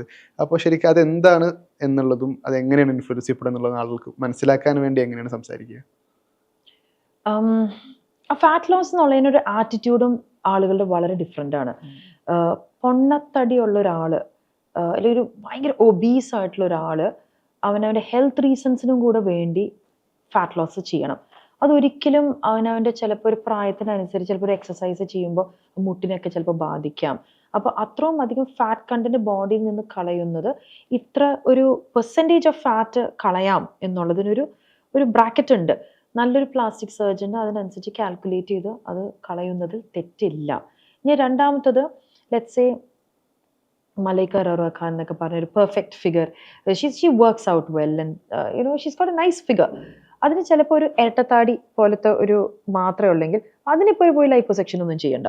Okay, there are non surgical methodologies where you can ഒരു കൂൾ സ്കൾപ്റ്റിംഗ് അല്ലെങ്കിൽ ഒരു കൂൾ സ്കൾപ്റ്റിംഗ് അല്ലെങ്കിൽ RF system, HIFU, there are lipolytic injections, അങ്ങനെ നോൺ സർജിക്കൽ ആയിട്ടുള്ള സിസ്റ്റംസ് ഉണ്ട് ഫേസിൻ്റെ ആ ഒരു ഭാഗത്തുള്ള തടിയൊക്കെ ഒന്ന് കുറയ്ക്കാൻ വേണ്ടിയിട്ട്, അല്ലെങ്കിൽ ഡബിൾ ചിൻ ഇങ്ങനത്തെ കാര്യങ്ങളൊക്കെ കുറയ്ക്കാൻ വേണ്ടി. അപ്പോൾ അവനവൻ്റെ ആറ്റിറ്റ്യൂഡിനനുസരിച്ചിട്ടാണ് ഈ ഫാറ്റ് ലോസ് എന്നുള്ള സിസ്റ്റത്തിന് നമ്മൾ പ്ലഗ് ചെയ്യുക. ഒന്ന് സൗന്ദര്യവും ആരോഗ്യവും ഒന്നിച്ച് കൊണ്ടുപോകണം എന്നുള്ളതാണ് ഇങ്ങനത്തെ ഒരു കോൺസെപ്റ്റിൽ ഞങ്ങൾ അഡ്വക്കേറ്റ് ചെയ്യുക. അപ്പോൾ it depends. So fat loss ഞാൻ ചെയ്തത് എന്ത്, ഫാറ്റ് ലോസ് എന്ന് പറയുന്നത് പ്രസവം കഴിഞ്ഞിട്ടുള്ള എത്ര നമ്മൾ വർക്കൗട്ട് ചെയ്താലും ആ പ്രസവം ഒരു സിസേറിയൻ സെക്ഷനൊക്കെ കഴിഞ്ഞ് കഴിഞ്ഞാൽ പെൺകുട്ടികൾക്ക് ഒരു അടിവയറ് അവർ തൂങ്ങി നിൽക്കും. അതൊന്നും എക്സസൈസ്, കാരണം എക്സസൈസ് എന്ന് പറയുമ്പോൾ ഫാറ്റ് കുറയ്ക്കലാണ്. അപ്പോൾ തൂങ്ങി നിൽക്കുന്ന സ്കിന്നിൻ്റെ അവിടെ ഒരു ഫാറ്റ് ഒന്നുമില്ല. അപ്പോൾ അത് എക്സസൈസ് വഴി കംപ്ലീറ്റ്ലി നമുക്കത് കൊണ്ടുവരാനുള്ള ബുദ്ധിമുട്ട്. അപ്പോൾ എക്സസൈസ് ആയിട്ടുള്ള സ്കിന്നിനെ ഞാൻ എടുത്തു കളയുകയാണ് ഞാനത് ചെയ്തത്. അപ്പോൾ അതിൻ്റെ കൂടെ കുറച്ച് സൈഡിലൊരു ലൈപ്പോസെക്ഷൻ, തടി വെച്ചതൊന്ന് ലൈപ്പോസെക്ഷൻ. അപ്പോൾ ഞങ്ങൾക്ക് പാരമ്പര്യമായിട്ട് എനിക്ക് തടി വെക്കേണ്ട ഒരു ഏരിയയിൽ ഞാൻ കുറച്ച് ഫാറ്റ് സെൽസ് എടുത്ത് റിമൂവ് ചെയ്യുമ്പോൾ ഞാൻ അവിടെ തടി വെക്കാനുള്ള ടെൻഡൻസീസ് കുറയും എന്നുള്ളതായിരുന്നു എൻ്റെ ആറ്റിറ്റ്യൂഡിൽ ഞാനത് ചെയ്തത്. അപ്പോൾ പല ആറ്റിറ്റ്യൂഡുള്ള ആളുകൾക്ക് അനുസരിച്ചിട്ടാണ് ഞങ്ങൾ ഫാറ്റ് ലോസ് സിസ്റ്റം ഡിസൈൻ ചെയ്യാം. ഈ ബോട്ടോക്സിന്റെ കാര്യം ഇതേപോലെ തന്നെ ഡിസ്കഷനുള്ള കാര്യമാണ്. ആളുകൾക്ക് പലപ്പോഴും തെറ്റിദ്ധാരണ കൂടെ ഉണ്ട്. പലപ്പോഴും ഈ ബോട്ടോക്സിൽ ചില നെഗറ്റീവ് എഫക്റ്റ് ഉണ്ടായി പിന്നീട് ബുദ്ധിമുട്ടിയ പല കഥകളും കേട്ടിട്ടുണ്ടല്ലോ. ഇപ്പൊ നമ്മൾ സൗത്ത് ഇന്ത്യയിലെ പല പ്രധാനപ്പെട്ട ആക്ടേഴ്സൊക്കെ Correct. ഈ ബോട്ടോക്സ് ചെയ്ത് പ്രയാസം ഉണ്ടായ കഥകളും നമുക്കറിയാം. അപ്പൊ ശരിക്ക് അതൊരു നെഗറ്റീവായി കൂടെ ബാധിക്കാൻ സാധ്യത ഉള്ളതാണോ, എങ്ങനെയാണ് അതിന്റെ ഒരു പോസിബിലിറ്റി എന്നുള്ളത്? ഈ ബോട്ടോക്സ് സൗന്ദര്യ വർധനയ്ക്ക് വേണ്ടി മാത്രം ഉപയോഗിക്കുന്ന അതെ, ഒരു കാര്യമല്ല കേട്ടോ. ഉം. മൈഗ്രെയിന് വേണ്ടിയും യൂറിനറി ബ്ലാഡറിന് ഇഷ്യൂസ് ഉണ്ടെങ്കിലൊക്കെ ഉപയോഗിക്കുന്ന ഒരു കാര്യമാണ് ഈ ബോട്ടോക്സ്. അപ്പൊ ഞങ്ങളുടെ ഫീൽഡിൽ ബോട്ടോക്സ് ഉപയോഗിക്കുന്നതിന് ഒരു സൈഡ് ഇഫക്റ്റ് എന്ന് പറയുന്നത്, ഇതൊരു മസിലിലോട്ട് പോകുന്ന ഒരു സംഭവം. അത് മസിൽ റിലാക്സ് ചെയ്യുമ്പോൾ അതിൻ്റെ ആ എക്സ്പ്രഷൻസ് നമുക്ക് യൂസ് ചെയ്യാൻ പറ്റില്ല എന്നുള്ളതാണ്. ഞങ്ങളുടെ ക്ലിനിക്കിലത്തെ ഒരു കാര്യം പറയുകയാണെങ്കിൽ അതൊരു സേഫർ ബ്രാക്കറ്റിലാണ് നമ്മളിത് ചെയ്യുക. എന്ന് പറഞ്ഞാലും ഇനിയിപ്പോൾ സേഫ് അല്ലാത്തൊരു ബ്രാക്കറ്റിൽ പോവുകയാണെങ്കിലും അതിൻ്റെ ഒരു ഡാമേജ് റിവേഴ്സിബിൾ ആണ്. 3-4 മാസത്തേക്കായിരിക്കും നമുക്ക് ആ ഇഷ്യൂസ് വരാൻ പാടില്ല. ഇറ്റ് മൈറ്റ് ലുക്ക് കുറച്ച് വല്ലാതെ ഫ്രോസൺ ആയിട്ട് തോന്നിക്കാം. ഇല്ലെങ്കിൽ ഒരു പോയിന്റ് മാറി ഇഞ്ചെക്ട് ചെയ്ത് കഴിഞ്ഞാൽ ഇതങ്ങോട്ട് ഡ്രൂപ്പ് ചെയ്യാം, കണ്ണിങ്ങനെ ആവാം. ഇല്ലെങ്കിൽ നമ്മൾ ജോ സ്ലിമ്മർ ആക്കാൻ വേണ്ടിയിട്ട് ഉപയോഗിക്കുന്ന ബോട്ടോക്സിന് ഒരു ഡോസേജ് കൂടുകയാണെങ്കിൽ, അല്ലെങ്കിൽ ആ ബോട്ടോക്സ് ഒന്ന് മൈഗ്രേറ്റ് ചെയ്ത് അതില്ലെങ്കിൽ ഒന്ന് സ്പ്രെഡ് ചെയ്ത് പോവുകയാണെങ്കിൽ നമുക്ക് ഇവിടെ ചിരിക്കാൻ ഒരു ബുദ്ധിമുട്ടൊക്കെ സംഭവിക്കും. അപ്പോൾ സൈഡ് എഫക്ട്സ് ഉണ്ടോ എന്ന് ചോദിച്ചാൽ ഉണ്ട്, ഇല്ല എന്നുള്ളതല്ല. ആ ഡോസേജ് കറക്റ്റ് കാൽക്കുലേറ്റ് ചെയ്ത മസിലിലോട്ട് കറക്റ്റ് പോവുകയാണെങ്കിൽ അതിനൊരു ഇഷ്യൂസ് ഇല്ല. ഓക്കെ, ഈ ഫേസ് സെറം മിക്സ് ചെയ്യുന്ന കാര്യത്തിൽ പല ആളുകൾക്കും പലതരത്തിൽ സംശയമുണ്ട്. അതേപോലെ തന്നെ ഈ പകൽ സമയത്ത് വെയിലുണ്ടെങ്കിൽ ഒരു തരം സെറം ഉപയോഗിക്കണം, അത് രാത്രി ഉപയോഗിക്കാൻ പാടില്ല എന്നുള്ളതൊക്കെ. അപ്പോൾ ശരിക്കും ഇത് എങ്ങനെയാണ് ഇത് മെയിൻറ്റെയിൻ ചെയ്യാം എന്നുള്ളൊരു സയൻറ്റിഫിക്കലി പറയുകയാണെങ്കിൽ? ഫേസ് സീറം ഒന്നും നമുക്ക് ആവശ്യമുള്ള കാര്യങ്ങളൊന്നും അല്ല. അത് ആവശ്യമുള്ള ചില particular brackets of skin care ഗോൾസിന് മീറ്റ് ചെയ്യാൻ വേണ്ടി നമ്മൾ ചിലപ്പോൾ ഒരു സീറം ഉപയോഗിക്കും. വിറ്റമിൻ സി സീറം ഒക്കെ ഉപയോഗിക്കുന്നതിൽ തെറ്റില്ല. ഞാൻ കുറച്ച് നേരത്തെ മുന്നേ പറഞ്ഞ ഉത്തരങ്ങളിൽ ഇതുണ്ട്. ഇപ്പോൾ സീറം രാവിലെ ഉപയോഗിക്കുന്ന സീറം, നൈറ്റ് ഉപയോഗിക്കുന്ന സീറം എന്നുള്ളത് നമുക്ക് എല്ലാവർക്കും ഒരു നോർമൽ സ്കിൻ കെയർ ആണെങ്കിൽ ഈ സീറം വരണമെന്നില്ല. പക്ഷെ നമുക്കൊരു സ്കിന്നൊന്ന് പോളിഷ്ഡ് ഇഫക്റ്റ് കിട്ടണമെങ്കിൽ എക്സ്ഫോളിയൻ അല്ലെങ്കിൽ സ്കിന്നിനെ മാറുന്ന ടൈപ്പ് ഓഫ് സീറം, എന്ന് വെച്ചാൽ സ്കിന്നിനെ റിപ്പയർ ചെയ്യുന്ന സീറംസ് എല്ലാം രാത്രി ഉപയോഗിക്കുക. രാവിലെ എപ്പോഴും സ്കിന്നിനെ പ്രൊട്ടക്ട് ചെയ്യുന്ന സീറംസ് ആയിരിക്കും. ഹൈലൂറോണിക് ആസിഡ്, നയസിനമൈഡ് എന്നൊക്കെ പറയുന്നത്, വൈറ്റമിൻ സി സീറം ഒക്കെ, അതൊക്കെ രാവിലെകൾ ഉപയോഗിക്കേണ്ടതാണ്. ഇതൊന്നും ശരിക്കും ഞാൻ ഈ പറയുമ്പോൾ മനസ്സിലാക്കിയതിൻ്റെ ആവശ്യം നമുക്കില്ല. പക്ഷെ അവനവൻ്റെ സ്കിന്നിൻ്റെ ഒരു ഗോൾ അനുസരിച്ചിട്ടാണ് നമ്മൾ ഇതൊക്കെ ചെയ്യുക. രാത്രി ഇപ്പൊ സ്കിന്നിനെ പോളിഷ് ചെയ്യേണ്ടത്, അല്ലെങ്കിൽ നിറം വെക്കേണ്ടത്, അല്ലെങ്കിൽ സ്കിന്നിനെ പോളിഷ് ചെയ്യേണ്ടത്, അല്ലെങ്കിൽ ഡെഡ് സെൽസ് റിമൂവ് ചെയ്യേണ്ടതെല്ലാം. So repairing serums should be always in the night. Morning എല്ലാം പ്രൊട്ടക്റ്റീവ് സീറംസും. ബിസിനസ്സിലേക്ക് തിരിച്ചു വന്നാൽ നമ്മൾ ബിസിനസ്സിന്റെ സ്വപ്നത്തെ കുറിച്ച് സംസാരിച്ചിരുന്നു. അപ്പോൾ ഒരു ടേണിംഗ് എന്ന് പറഞ്ഞു. അപ്പോൾ ഇനിയുള്ള ഒരു നെക്സ്റ്റ് സ്റ്റെപ്പ് എന്ന നിലക്കുള്ള ഒരു പ്ലാൻ എന്താണ് ഇതൊരു വൈഡ് ആക്കാനുള്ള? ഓക്കെ, നേരത്തെ പല ടൈമിലും നിങ്ങൾ ചോദിച്ച ചോദ്യങ്ങൾ ഒരു ആംഗിൾ എന്താന്ന് വെച്ച് കഴിഞ്ഞാൽ, ഇത് ആൾക്കാരുടെ ഒരു മാനസിക ലെവലിനെയും കൂടി തെറ്റിക്കില്ലേ ഇങ്ങനെ ഒരു സ്കിൻ കെയർ ഉപയോഗിക്കുമ്പോൾ, അല്ലെങ്കിൽ വല്ലാതെ സ്കിൻ കെയറിനുള്ള ഒരു അമിതമായിട്ടുള്ള, ഞങ്ങളുടെ സ്കിൻ ക്ലിനിക്കിലും കാണുന്നുണ്ട്. നല്ലൊരു ഫീച്ചറൊക്കെ ഉള്ള ഒരാള് നമ്മളവരെ ഭംഗിപ്പെടുത്തി വരുമ്പോൾ അവർ ഭയങ്കര ഹാപ്പിയാണ്. ഓക്കെ, അത് പിന്നെ അവിടെ നിർത്താം. പക്ഷെ they get addicted to it. അവർ ഇടയ്ക്കിടയ്ക്ക് വന്ന് ക്ലിനിക്കിൽ ഒന്ന് ചോദിക്കും, ഇനി ഞാൻ എന്തെങ്കിലും ചെയ്യേണ്ടതുണ്ടോ, ഇല്ലെങ്കിൽ ഞാനിത് മെയിൻറ്റെയിൻ ചെയ്ത് ഇത് പോകുമോ. ഇതിപ്പോൾ ഞാനിത് ഒബ്സർവ് ചെയ്യുമ്പോൾ പണ്ട് ഹെയർ ഫെയറിൽ നിന്ന് ദെയർഫോറായ്മയിലത്തെ ഒരു മാറ്റത്തിൽ നമുക്കൊരു പെർട്ടിക്കുലർലി ഞാൻ പറയുന്ന ചില സ്റ്റോറീസ് കാരണമാണ് നമ്മുടെ ബ്രാൻഡ് ഇങ്ങനെ ആയിരിക്കണമെന്ന്. അതിൽ mind plays a huge role. അതുകൊണ്ട് തന്നെ ഞങ്ങളിപ്പോൾ ഒരു ബാംഗ്ലൂരിൽ നിന്നൊരു കമ്പനി, ഹോസോ എന്നാണ് ആ കമ്പനിയുടെ പേര്, ആ കമ്പനി ഞങ്ങൾ കൊളാബറേറ്റ് ചെയ്യാണ്. അടുത്ത 3 മാസത്തേക്ക് we are going through a trial periods with them. ഞങ്ങൾ എൻറ്റയർ ടീം ഓഫ് ഡോക്ടേഴ്സിനെയും വരുന്ന ക്ലയൻസിനെയും ഒരു ഇവാലുവേഷൻ നടത്തിയിട്ട് അങ്ങനെ ഒരു പ്രോസസ്സ് കൊണ്ടുവരുത്താൻ പറ്റുമോ നമ്മുടെ സിസ്റ്റത്തിൽ. ലൈക്ക് അങ്ങനെ ഒരു ബുദ്ധിമുട്ട് ഒരു ഡോക്ടർ ഒരു ക്ലയൻറ്റിനെ മീറ്റ് ചെയ്യുമ്പോൾ ഇത് അവരിൽ നിന്നൊരു ഐഡന്റിഫൈ ചെയ്യാൻ നിങ്ങൾക്കൊരു അഡിക്ഷൻ രീതിയിലോട്ട് പോകുന്നുണ്ട്, അല്ലെങ്കിൽ നിങ്ങൾക്കൊരു ആവശ്യമില്ലാത്തൊരു അപ്രഹെൻഷൻ നിങ്ങൾക്ക് വരുന്നുണ്ട് എന്ന് തോന്നുകയാണെങ്കിൽ ഇമ്മീഡിയറ്റ്ലി ഈ കൗൺസിലിംഗ് സിസ്റ്റത്തിലോട്ട് പ്ലഗ് ചെയ്യാം. ഇവരുടെ സൈക്കോളജിസ്റ്റുകളാണ്. അപ്പോൾ സൗന്ദര്യവർദ്ധനയുടെ ഒരു ഭാഗം ഒരിക്കലും മെന്റലി ഡിസ്റ്റർബ് ചെയ്തിട്ടാവരുത്. ഇതിൻ്റെ ഒരു സയൻസും ഇതിൻ്റെ ഒരു ആവശ്യകതയും കൃത്യമായിട്ട് മനസ്സിലാക്കുക. അതിന് മേലെ പോകുന്നത് നിങ്ങളുടെ നിത്യേനുള്ള ആക്ടിവിറ്റീസിനെ ബാധിക്കുന്ന രീതിയിലോട്ട് അത് മാറാം, നിങ്ങളുടെ ചിന്താഗതിയൊക്കെ മാറാം. അതിനുള്ള സോഷ്യൽ റെസ്പോൺസിബിലിറ്റി എന്നുള്ളൊരു ഭാഗമായിട്ട് ഞങ്ങൾ ഈ ഒരു ടീമിനടുത്ത് ഇപ്പോൾ കൊളാബറേറ്റ് ചെയ്തിട്ടുണ്ട്. ഇനി വരുന്ന മാസങ്ങളിൽ അവർ ഇവാലുവേറ്റ് ചെയ്ത് നമ്മുടെ സിസ്റ്റത്തിൽ കൂടുതൽ ഇൻകോർപ്പറേറ്റ് ചെയ്യണം. സോ ഒരു ഹോളിസ്റ്റിക് ആയിട്ടൊരു അപ്രോച്ചിലോട്ട് ദെയർഫോറായി മാറണം. ഇല്ലെങ്കിൽ ഇതൊരു കച്ചവടമല്ല, ഇതൊരു കൾച്ചറായിട്ട് നമ്മൾ ഡെവലപ്പ് ചെയ്ത് ഒരു ഹെൽത്തി രീതിയായിട്ട് ഡെവലപ്പ് ചെയ്യണം എന്നുള്ളതാണ് ദെയർഫോറായിമിൻ്റെ അൾട്ടിമേറ്റ് ഗോൾ.